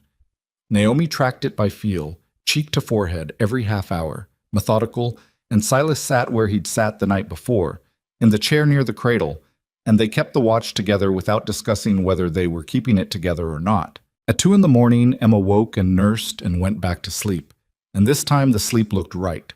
The color in her cheeks was pink rather than red. Her breathing was even. Her little fists were curled near her face in the satisfied way they curled when she was full and comfortable and untroubled by the world. Better, Silas said. Better, Naomi agreed. She sat back and felt the exhaustion come down on her like weather. 2 nights. 2 fevers. 1 arrest pending.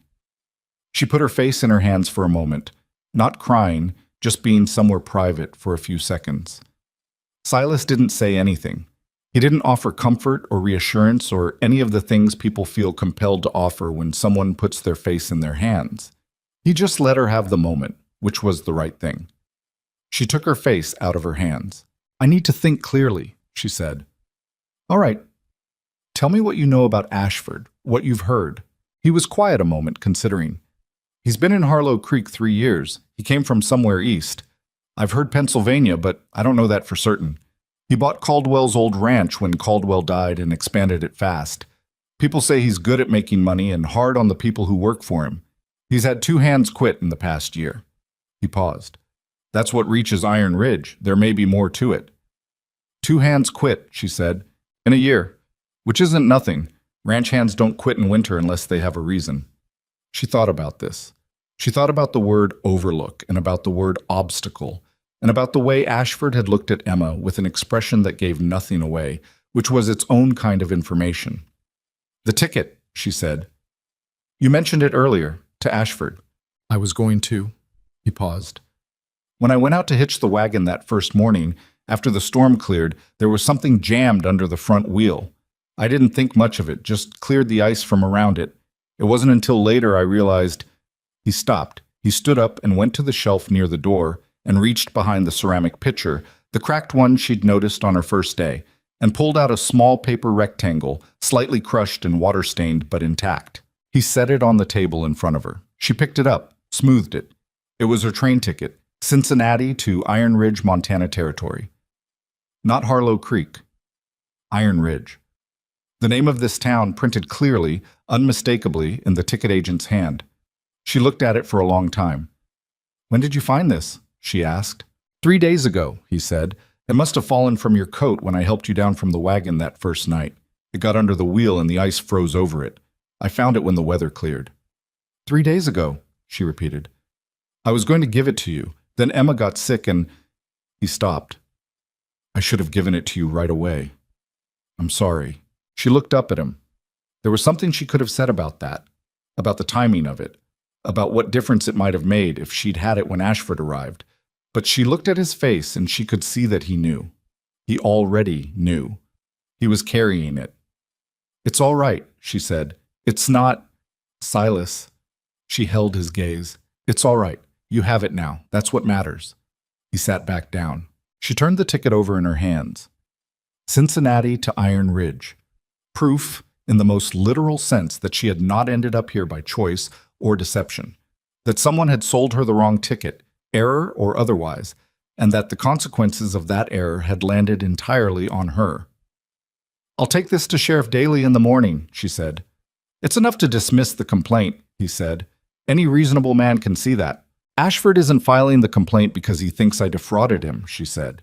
"He's filing it because I didn't come when he expected me to, and because I've been here, in this house, and he doesn't like what that implies, and he doesn't like that I said I wouldn't leave Emma." She set the ticket down. "The complaint is leverage. He wants me cooperative, and he decided this was how to get there." Silas was looking at her with that expression again. "You see people clearly," he said. "I've had to," she said, simply. She slept 4 hours. She was up at 6, washed, dressed in the better of her 2 remaining clean dresses, and had Emma fed and settled by the time the winter light came in gray and thin through the kitchen window. She put the ticket in her coat pocket, in the same place the letters from Ashford had ridden since Cincinnati. Silas was already up. "I'm coming with you," he said. It wasn't a question. "You don't have to—" "I know I don't have to." He poured 2 cups of coffee and set one in front of her. "I'm coming." She thought about arguing. She looked at his face and decided not to. They drove into Iron Ridge with Emma bundled between them, quiet and clear-eyed, apparently unaware of and uninterested in the administrative crisis surrounding her recovery. The morning was cold and still, the kind of cold that comes after storms have spent themselves. Not threatening anymore, just present, the ordinary cold of January. Sheriff Daly's office was a single room in a building that also housed the land registry and a small office used by the county's traveling judge. Daly himself was a broad, deliberate man of about 60, with a gray beard worn short and the particular unhurried quality of someone who had been managing other people's urgencies long enough to have developed patience as a survival mechanism. He stood when Naomi came in. He did not stand when Ashford came in, which told her something. Ashford was already there. He was sitting in a chair against the wall with his gloves on his knee and his coat buttoned, the posture of someone who has been waiting and is making sure you know it cost him something. Deputy Kern was there too, looking as though he'd slept poorly. "Mrs. Carter," Daly said, "thank you for coming." "Of course," she said. She sat down across from his desk. Silas stood behind her, which she hadn't asked him to do, but which she didn't object to either. Emma sat in her lap and looked at the mounted elk head on the wall with the focused attention she gave all things that were new and large. Daly looked at the elk head, then at Emma, then back at Naomi. "Mr. Ashford has filed a complaint alleging misrepresentation and misuse of travel funds," he said. "Before I hear from him, I'd like to hear from you." She reached into her pocket and put the ticket on his desk. "I was sold a ticket to Iron Ridge," she said. "Not to Harlow Creek. I did not choose this town. I did not spend 8 days in Mr. Boone's home by preference. I had no money and nowhere to go, and Mr. Boone offered shelter in a situation where shelter was necessary for my daughter's survival." She paused. "The ticket was lost when I arrived. Fell from my coat without my knowledge. Mr. Boone found it under his wagon wheel 3 days ago when the ice cleared. It shows exactly what I was sold and exactly where I was told to go." Daly looked at the ticket. He held it up. He read it. He set it down. He looked at Ashford. "You sent funds for her passage." "I did," Ashford said. "To Harlow Creek." "Did you arrange the ticket yourself?" A pause. "I sent the money. The arrangement of travel was her responsibility. So you don't know what ticket was purchased?" Another pause, shorter. "No. And the ticket here says Iron Ridge." Daly looked at it again. "Which is where she ended up." "The ticket could have been altered," Ashford said. The room was quiet. Daly looked at Ashford for a long moment. It was the look of a man who has heard a lot of things over a lot of years and has developed a reasonable sense of which ones to spend time on. "Mr. Ashford," he said, "do you have any evidence that this ticket has been altered?" "No," Ashford said, "but I have only her word for how it came to be found." "You have Mr. Boone's word as well," Naomi said. "He found it. He can tell you where and when." Silas spoke from behind her. "Under the front left wheel of my wagon, 3 days ago when the ice from the storm melted enough to clear around the wheelbase. She'd been at the ranch since the night she arrived. She couldn't have planted it there."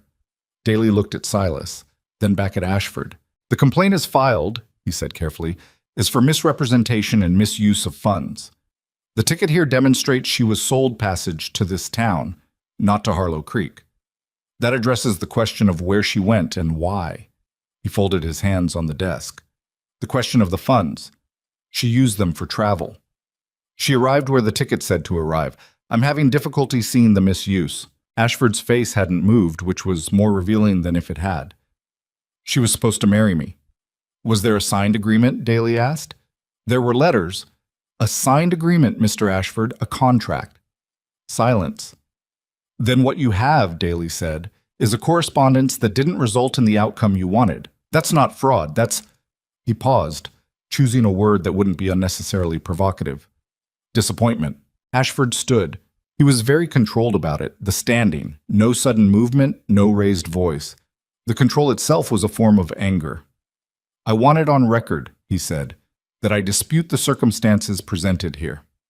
"Noted," Daly said, "and that the reputation of this woman, in light of her extended residence in a single man's home without legitimate cause—" "The ticket is legitimate cause," Daly said. "I've just said so."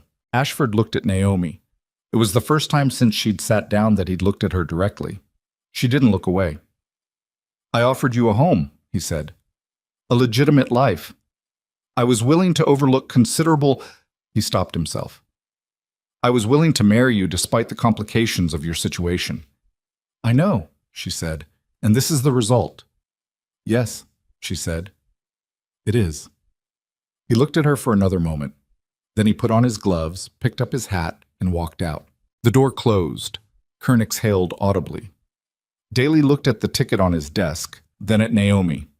"The complaint is dismissed," he said. For what it's worth, Mrs. Carter, I'm sorry you were treated to this on top of everything else. Thank you, Sheriff. How's the baby? She looked down at Emma, who had grown bored with the elk head, and was now investigating the button on Naomi's coat with great seriousness. Better, she said. She's better. She thought that was the end of it. She was wrong. By midday, the story had moved through Iron Ridge the way stories move through small towns. Not quite accurately, not quite inaccurately, but in the way of water finding the shape of whatever contains it. What Naomi heard, secondhand through Silas, who heard it from the man at the feed store who'd heard it from Kern's wife, was that Victor Ashford had not gone quietly back to Harlow Creek. He had stayed in town. He had taken a room at the boarding house, Mabel Pritchard's boarding house, the one that hadn't had room for a woman with a baby in a blizzard, and he had spent the afternoon speaking with people. She didn't know exactly what he was saying to them. She could make reasonable guesses. She found out the following morning.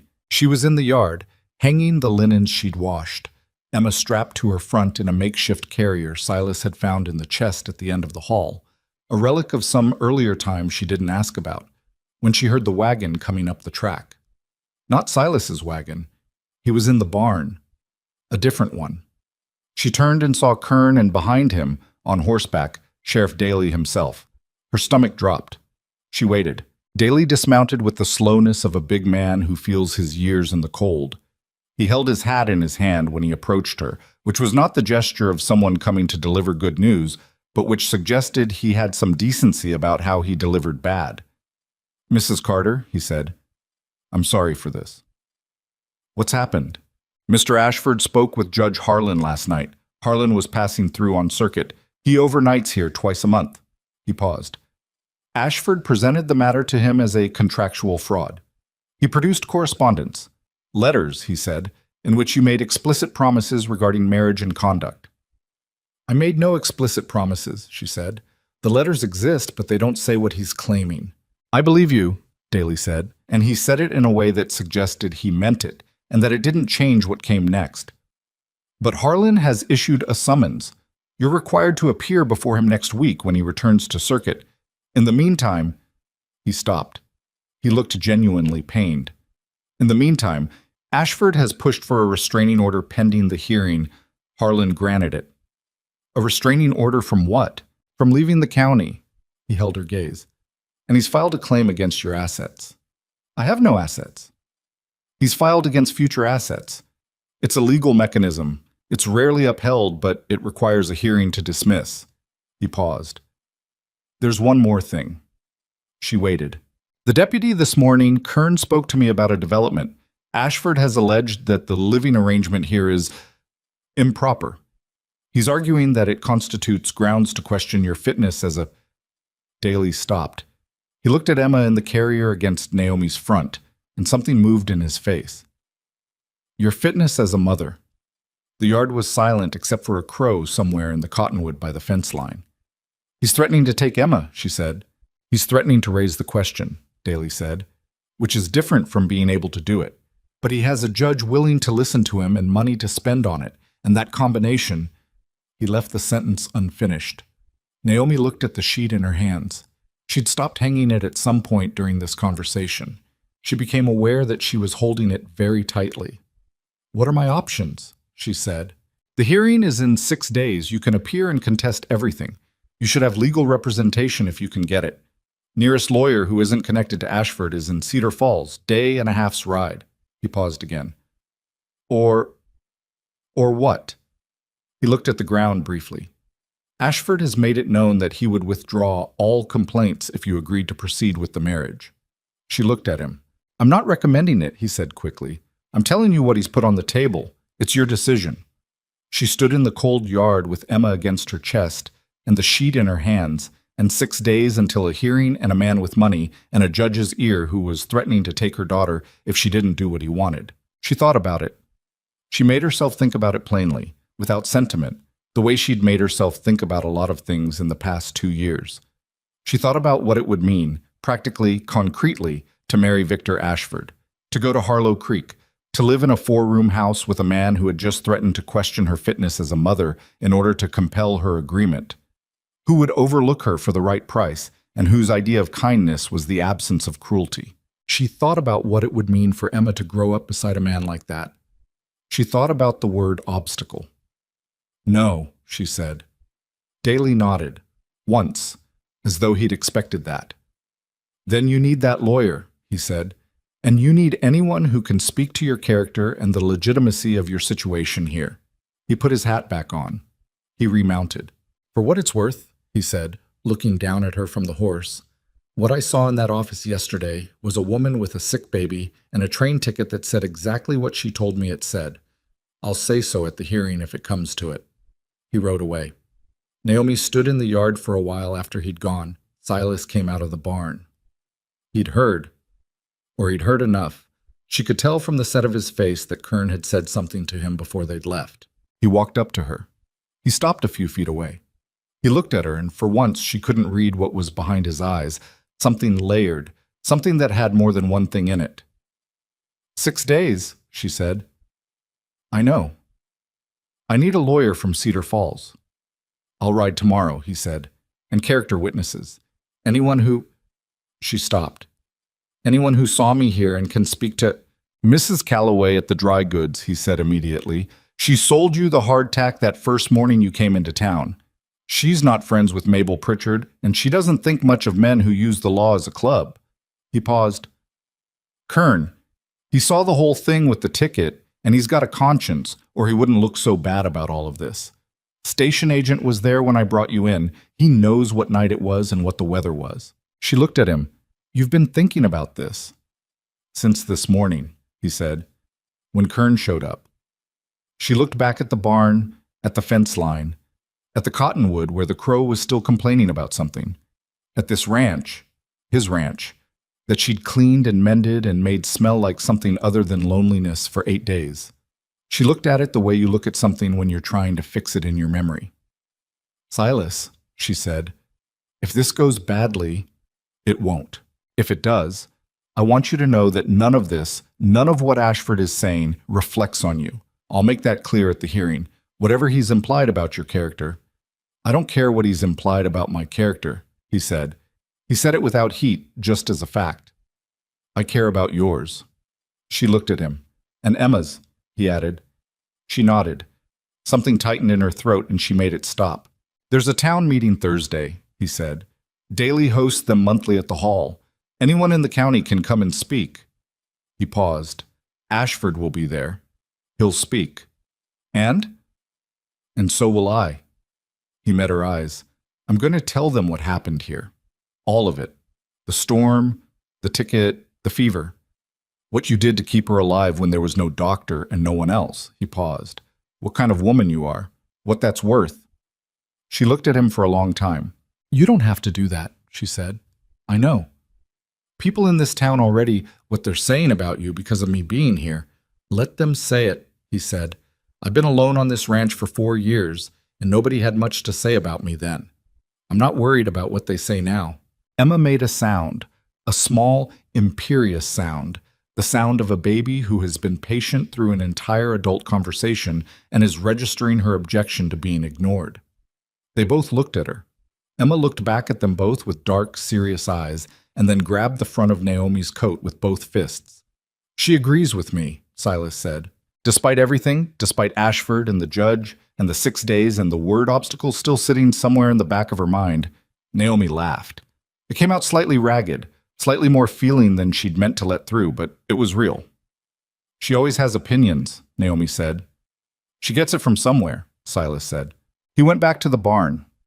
She watched him go. Then she looked at Emma, at her daughter's dark eyes, and her clenched fists, and the color back in her cheeks where the fever had been. She thought about the hearing. She thought about Ashford, and his judge, and his money, and his leverage. She thought about what it meant to fight something when you had nothing behind you but the truth of what happened, and one rancher willing to stand up in a public meeting and say so. She thought that it was not very much. She thought that it was not nothing either. She went back to the linens and finished hanging them one by one in the winter cold, while Emma rode against her chest and the crow in the cottonwood finally found something better to do and flew away into the thin blue sky. The town meeting was on a Thursday at 6 in the evening, in the hall above the land office, which held maybe 80 people standing and smelled of wood smoke and damp wool. Naomi knew before she arrived that Ashford had been working the town for 3 days. She'd heard it in pieces, from Silas and from Mrs. Calloway, who had appeared at the ranch on Wednesday morning with a jar of preserved pears and the bearing of a woman with something to say. "Half the women in this town think you're shameless, and the other half think Ashford is a bully," Mrs. Calloway had said, setting the pears on the table and sitting down without being invited, which Naomi respected. "The ones who think you're shameless mostly get their opinions from Mabel Pritchard, who doesn't like any woman who isn't from here originally. The other half are more useful to you." "I appreciate you coming," Naomi said. "I'm coming Thursday too," Mrs. Calloway said. "My husband thinks I shouldn't. That's how I know I should." She'd come. So had her husband, ultimately, looking like a man who had learned to recognize a losing argument. Silas spoke first, because he'd asked Daly for the opportunity, and Daly had agreed. He stood at the front of the hall, and he talked the way he did everything, without ornamentation, without drama, in the spare, deliberate way of a man who knows the difference between what's true and what sounds good and has no patience for the latter. He told them about the night she arrived.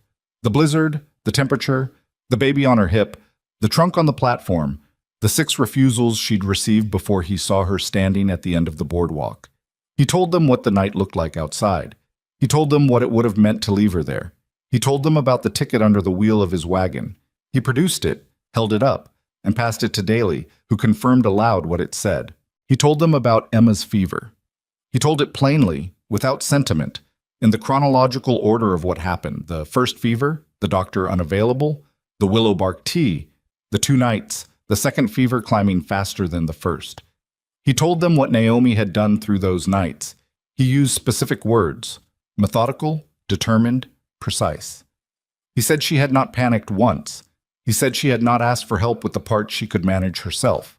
He said when she had needed something, she'd said so clearly, and he had gotten it for her. And that was the entire nature of what had happened in his house. He told them what children considered had turned out to mean. He said, "Victor Ashford came to my ranch and told this woman he was prepared to overlook the complications of her situation." His word. Overlook. As if she was a problem he was being generous about. As if that baby was a condition he'd agreed to put up with. He paused. He looked at the hall. When the doctor wasn't available and the storm locked us in and Emma's fever climbed for the 2nd time, I watched Naomi Carter spend 6 hours doing what needed to be done with nothing but what was in the house and what was in her. She did not ask anyone to acknowledge it. She did not ask anyone to help who wasn't helping. She just... Shh. He stopped. He seemed to be finding the right word. She just kept going, the way good people do, the way people worth knowing do. He looked down briefly, then back up. She came here on a wrong ticket through no fault of her own. She stayed because she had to. She turned a struggling ranch into something warmer than it's been in years. And now a man with money and a grudge is standing in this hall trying to tell you she's something she isn't. The hall was quiet. Ashford stood when Silas sat down. He was polished where Silas was plain, precise where Silas was spare. He made his argument efficiently. The broken agreement, the funds sent in good faith, the improper residence, the questions about character that a reasonable community, he said, ought to find concerning. He looked at Naomi when he said it. She looked back. Then Mrs. Calloway stood up. She didn't give Ashford time to sit back down fully. She stood, and she said in the voice of a woman who has run a business in a small town for 20 years and knows exactly how much weight that carries. "I sold that woman hardtack the morning after the storm because she came in quiet and paid what she had and didn't complain about her situation to anyone. She's been here 9 days and not once, not one time, has she asked this town for a single thing it wasn't right to give her." She looked at Ashford. "You've been here 4 days and you've been asking this town to do your dirty work for you since the hour you arrived. I know which one I trust." Someone at the back said something Naomi didn't catch. Then another voice. Then Deputy Kern stood up, young Kern, who'd looked uncomfortable through all of it, and said he'd been present when the ticket was presented to Sheriff Daly, and it had said Iron Ridge and nothing about it suggested alteration, and he was prepared to say so at any hearing that required it. Ashford's face stayed controlled, but something was happening around the edges of his control, some pressure building that he was managing with increasing effort. Daly let it run another 20 minutes. Then he stood and said that the matter of the hearing before Judge Harlan would proceed as scheduled, that the complaint remained on record until dismissed, but that he wanted it noted in the town record that the ticket had been examined by his office and found legitimate, and that Mrs. Carter's account of her arrival and residence in Iron Ridge had been corroborated by multiple witnesses. Ashford said he looked forward to presenting his case before the judge. Daly said that was his right. The meeting ended. People moved in the way they do after public things, some leaving quickly, some grouping and talking in low voices. Several people who Naomi had never spoken to came and introduced themselves to her, a few women among them, one of whom squeezed her hand without saying anything, which was somehow more meaningful than words would have been. She found Silas near the door. Emma was with him. She'd been with him for the duration, which had been its own kind of statement. A man holding a baby in plain sight in a public meeting. And Emma was chewing on his collar button and appearing to have forgotten that she'd spent 2 nights running a fever. "Well," Naomi said. "Well," he said. They stood there for a moment. Around them the hall was emptying, people pulling on coats, voices dropping to the outdoor register. "It's not over," she said. "No. But it's different than it was this morning." She looked at him, at this man who had stood up in a public hall and said, in plain, careful words, that she was worth knowing. She thought about what it cost a private person to do a public thing like that. She thought about all the things he didn't say and all the things he'd said anyway. "Thank you," she said. He looked at her, and for once his face was not carefully neutral. It was just open, the way faces are when people stop managing them. "Come on," he said. "Let's go home." He said it without thinking. She could tell from the fractional change in his expression when it came out that he hadn't planned to say it that way. Home, not back or to the ranch, but home, as natural and unconsidered as breathing. Neither of them mentioned it. She took Emma from him, and they walked out of the hall into the cold Montana night, and she thought about 6 days and a judge and what came after. And she thought about a man who had just called his ranch home and had not been speaking only for himself when he said it. The stars were out. The cold was the ordinary cold of January, without malice, without anything personal in it. She walked beside him to the wagon, and they drove back in the dark, the 3 of them, without saying very much at all. The 6 days before the hearing were the quietest Naomi had spent since arriving in Iron Ridge. Not peaceful exactly. There was too much waiting in them for peace. Too much of the particular tension that comes from having done everything you can do and arriving at the part where outcome depends on other people's judgment. But quiet. The ranch held its winter stillness, and Emma continued her recovery with the determined single-mindedness of someone who has decided that being sick was a phase she was finished with.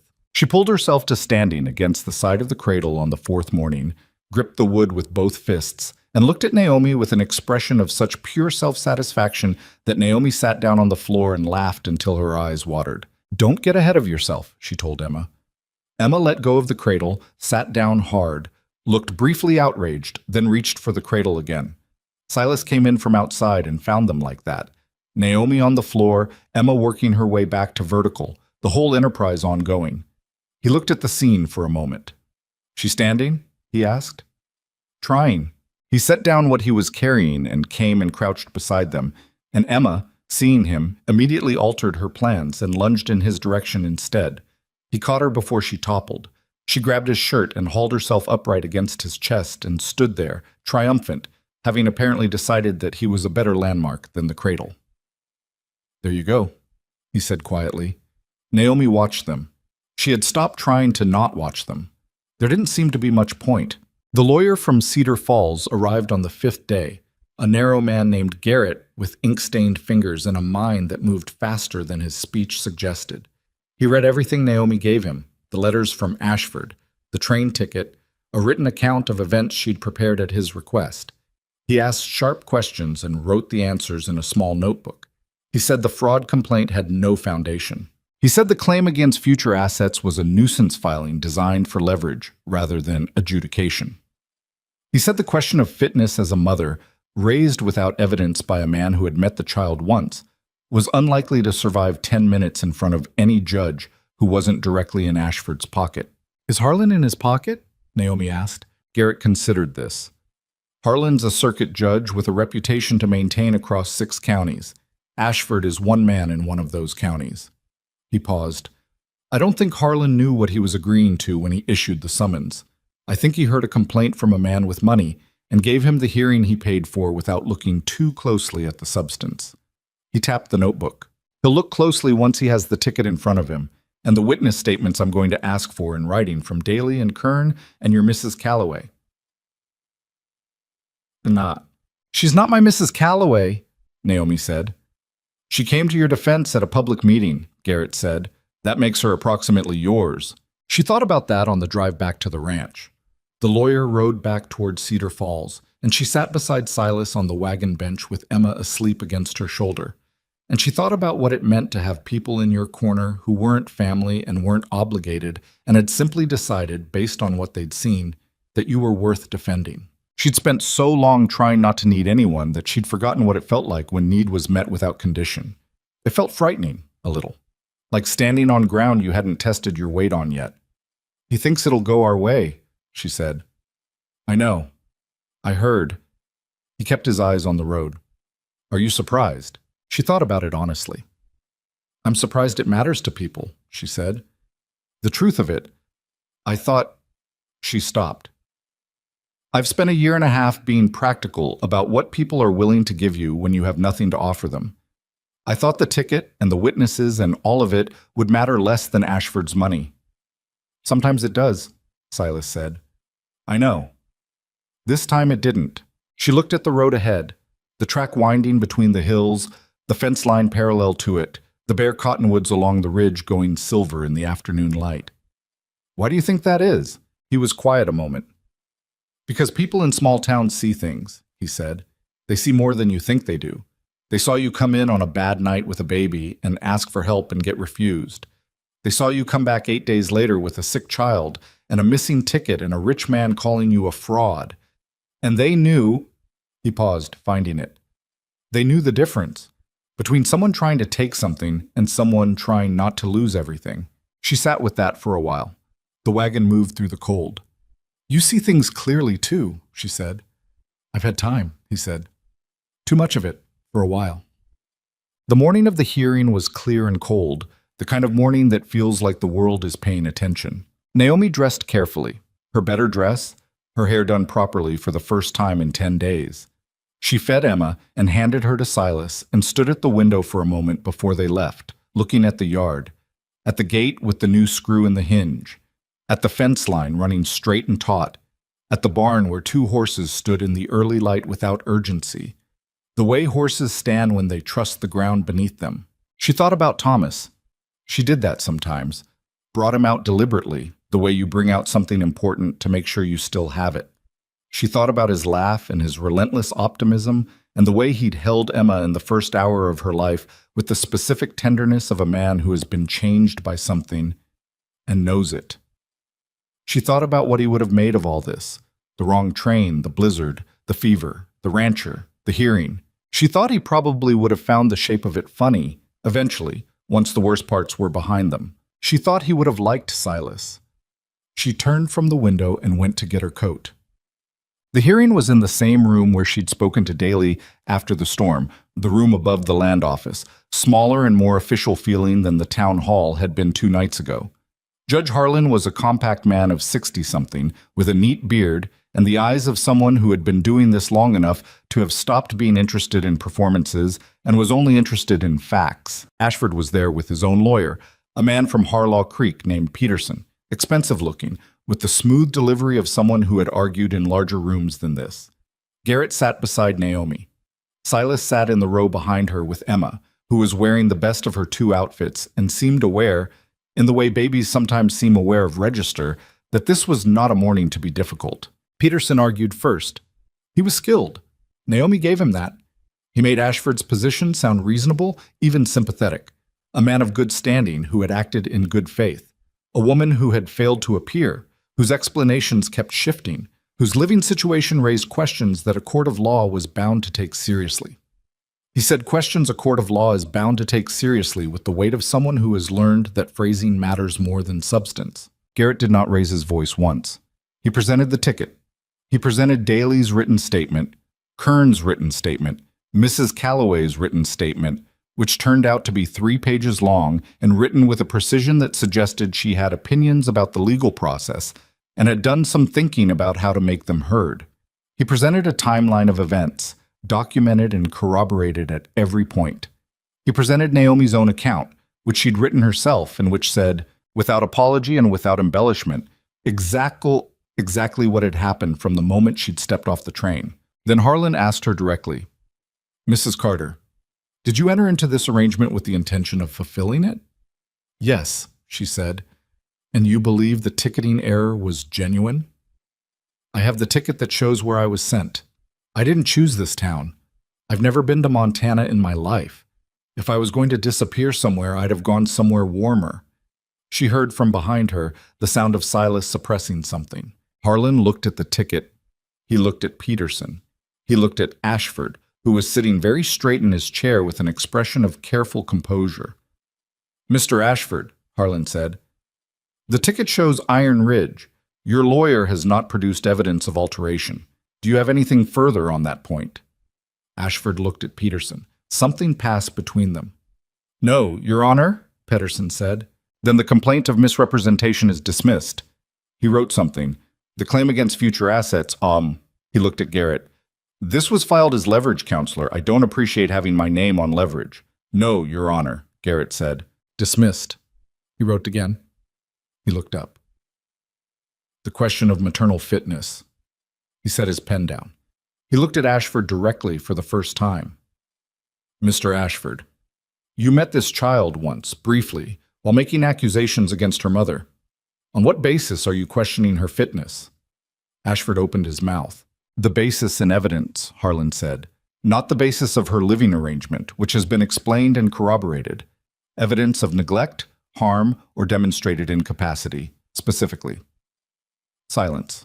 "I see," Harlan said. He picked up his pen. "That question is dismissed as without foundation, and I'm going to note in the record that it should not have been raised. If I find this mechanism being used again in my jurisdiction to compel a woman's compliance in a civil matter, I will take a considerably dimmer view of the party who raised it." He looked at Peterson. "We understand each other?" "Yes, Your Honor," Peterson said, in the voice of someone who has just had an expensive morning. Harlan signed something. "All complaints are dismissed. Mrs. Carter is free to make whatever decisions she sees fit regarding her residence and her future. Court is adjourned." He stood. Everyone stood. Ashford walked out before anyone else, and Naomi did not watch him go. Garrett shook her hand. Daly, who had been in the back row, came forward and nodded at her in a way that communicated everything a nod in this context could communicate. Kern looked like a man who had slept better than he had in a week. She turned around. Silas was standing with Emma, who had, at some point during the proceedings, fallen asleep against his shoulder, with the utter incongruousness of an infant who has decided that legal proceedings are less interesting than a nap. He was looking at Naomi with that open expression she'd seen at the door of the town hall, the one he didn't plan for. "Well," she said. "Well," he said. She reached up and took Emma from him, not because Emma needed to be moved, but because she needed something to do with her hands. Emma stirred, relocated her grip to Naomi's collar, and went back to sleep. "I'd like to go home," Naomi said. And she meant the ranch. She knew she meant the ranch. She thought, from the way his face changed, that slight, real shift she'd gotten good at reading, that he knew it too. They didn't talk about it that day. They drove back in the pale winter noon, and Naomi made lunch, and Silas went to check on the cattle, and came back and they ate together, and the afternoon passed in the ordinary rhythms of the ranch. There was a rightness to the not talking that she trusted more than she would have trusted a conversation, as if some things needed to be held quietly for a while before they could be handled without breaking. That evening, after Emma was down, she sat by the fire and Silas sat in his chair, and she said, without particularly planning to, "I've been thinking about what you said, the night before Ashford arrived." He looked at her. "You said I could stay, no conditions." "I remember," he said. "I want to stay," she said. "But I want to be clear about what I mean." She looked at the fire for a moment. "I'm not staying because I have nowhere else to go. I'm not staying because you're better than the alternative. I'm staying because—" She stopped. She made herself say it plainly because she was a woman who believed in plain things. Because I would choose this. If I had every door open to me, if I had money and options and no history and no daughter and no complications, I think I would still choose this. I think I would still choose you. The fire settled. A log shifted. That's not a small thing, he said after a moment. No, she said. It isn't. He looked at her the way he looked at things that mattered, steadily, taking it in. I have to tell you something, he said, and I want you to hear it without thinking it changes what I offered before. All right. What I said, you can stay, no conditions. I meant it. I'm not offering you a deal. I'm not asking for something in exchange. He paused. But I want you to know that it's not just about shelter, or the ranch needing someone, or Emma. He looked at the fire and back at her. I haven't wanted to talk much in 4 years. You're the first person I've wanted to talk to. She sat with that. It was the most he'd said at once about himself, and she understood what it cost him, and she didn't minimize it. I know, she said. I've noticed. He almost smiled. Yeah? You talked about the cottonwood trees, she said.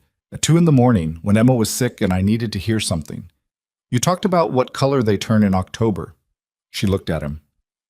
You didn't have to tell me anything that mattered to you. You could have talked about fence posts. But you told me about the trees and Clara laughing in the snow and the creek running in spring. You told me things you don't tell people. He was quiet for a moment. I didn't realize I was doing that. I know, she said.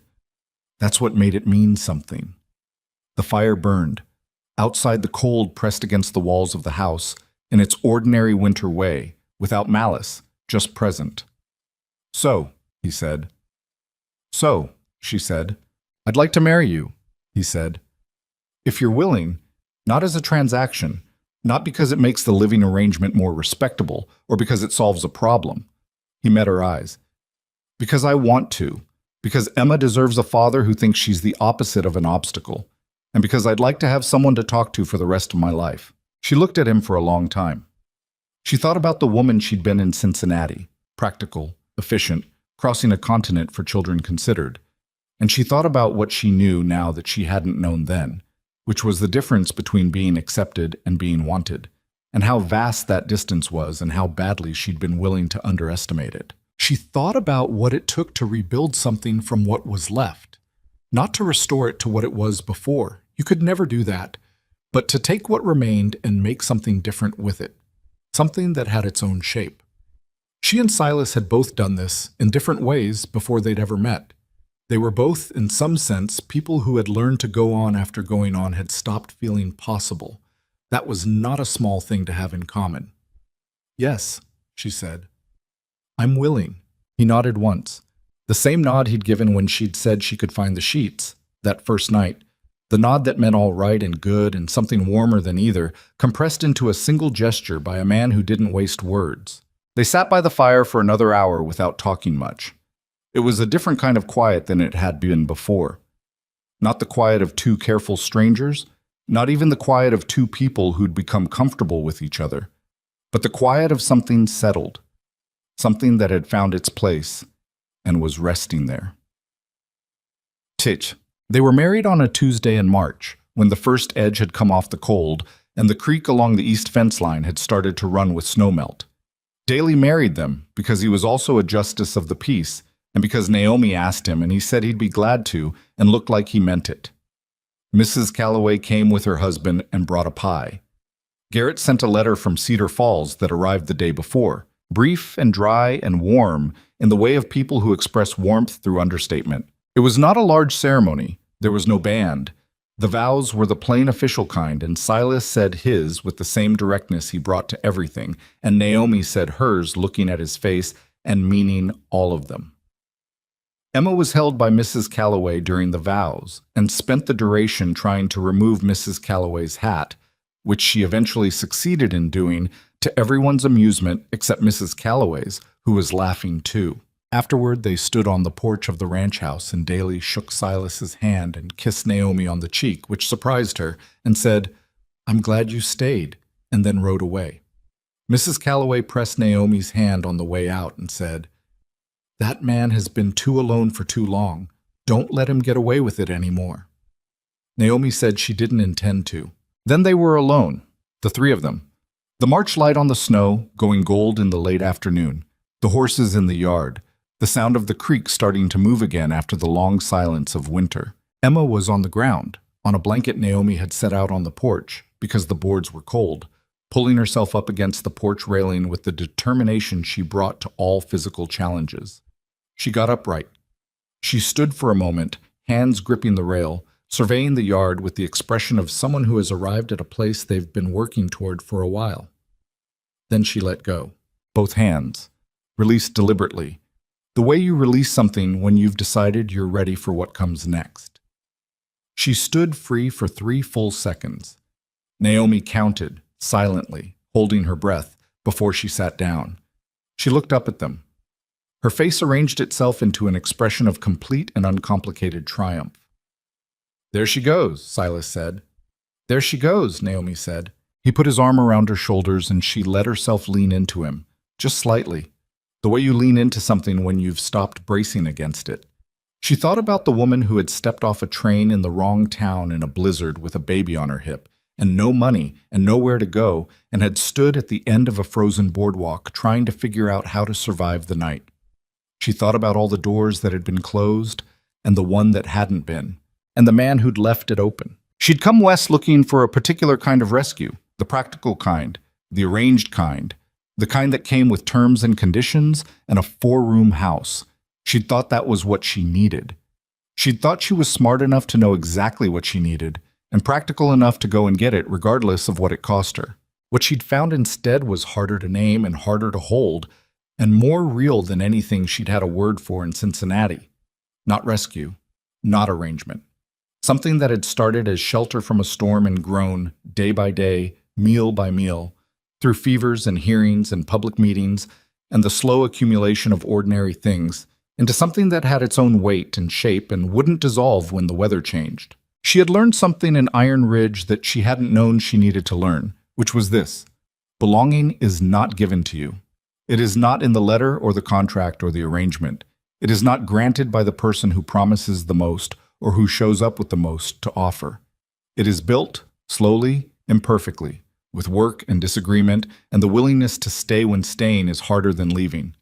You build it the way you build anything that lasts, with small repeated choices rather than a single dramatic one, with mended coats and fixed hinges and willow bark tea at 3 a.m, with staying on the floor beside a cradle when you could have gone to check on the cattle.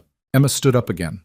One hand on the rail this time, then none, and this time she held it longer, 5 seconds, 6, before she sat. She looked up. She did it again. She was learning what everything she'd ever need came down to, that the only way forward was to let go of what was holding you up and find out you could stand on your own, and that the finding out was terrifying and necessary and the beginning of everything worth having. The afternoon light went long and gold across the snow. The creek ran. The horses stood in the yard without urgency. Naomi Carter, Naomi Boone now, though it would take her a few weeks to stop startling at the name, stood on the porch of her home and watched her daughter learn to stand, and felt, in her chest, the specific weight of a life that was hers. Not borrowed, not arranged, not survived. Hers.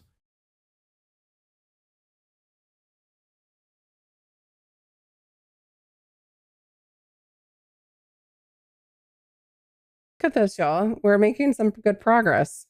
So we did the 3 inches of the knit purl one by one rib, and then we did 1 row of knit, and now we're doing the opposite knit purl or purl knit. Now it's purl knit.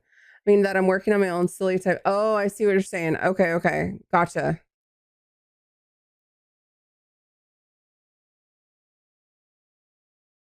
Right? Isn't it? It's really soft. This is a cotton too, by the way. This is it's called Jody Long satiny. So it's like called a soft Spanish Maco cotton, and it's made in Italy apparently. But I really like this one because it's like, it's got a nice sheen, but it's also like really comfy. I finished the, do you mean this top? I finished this top, by the way. I just need to weave in the ends.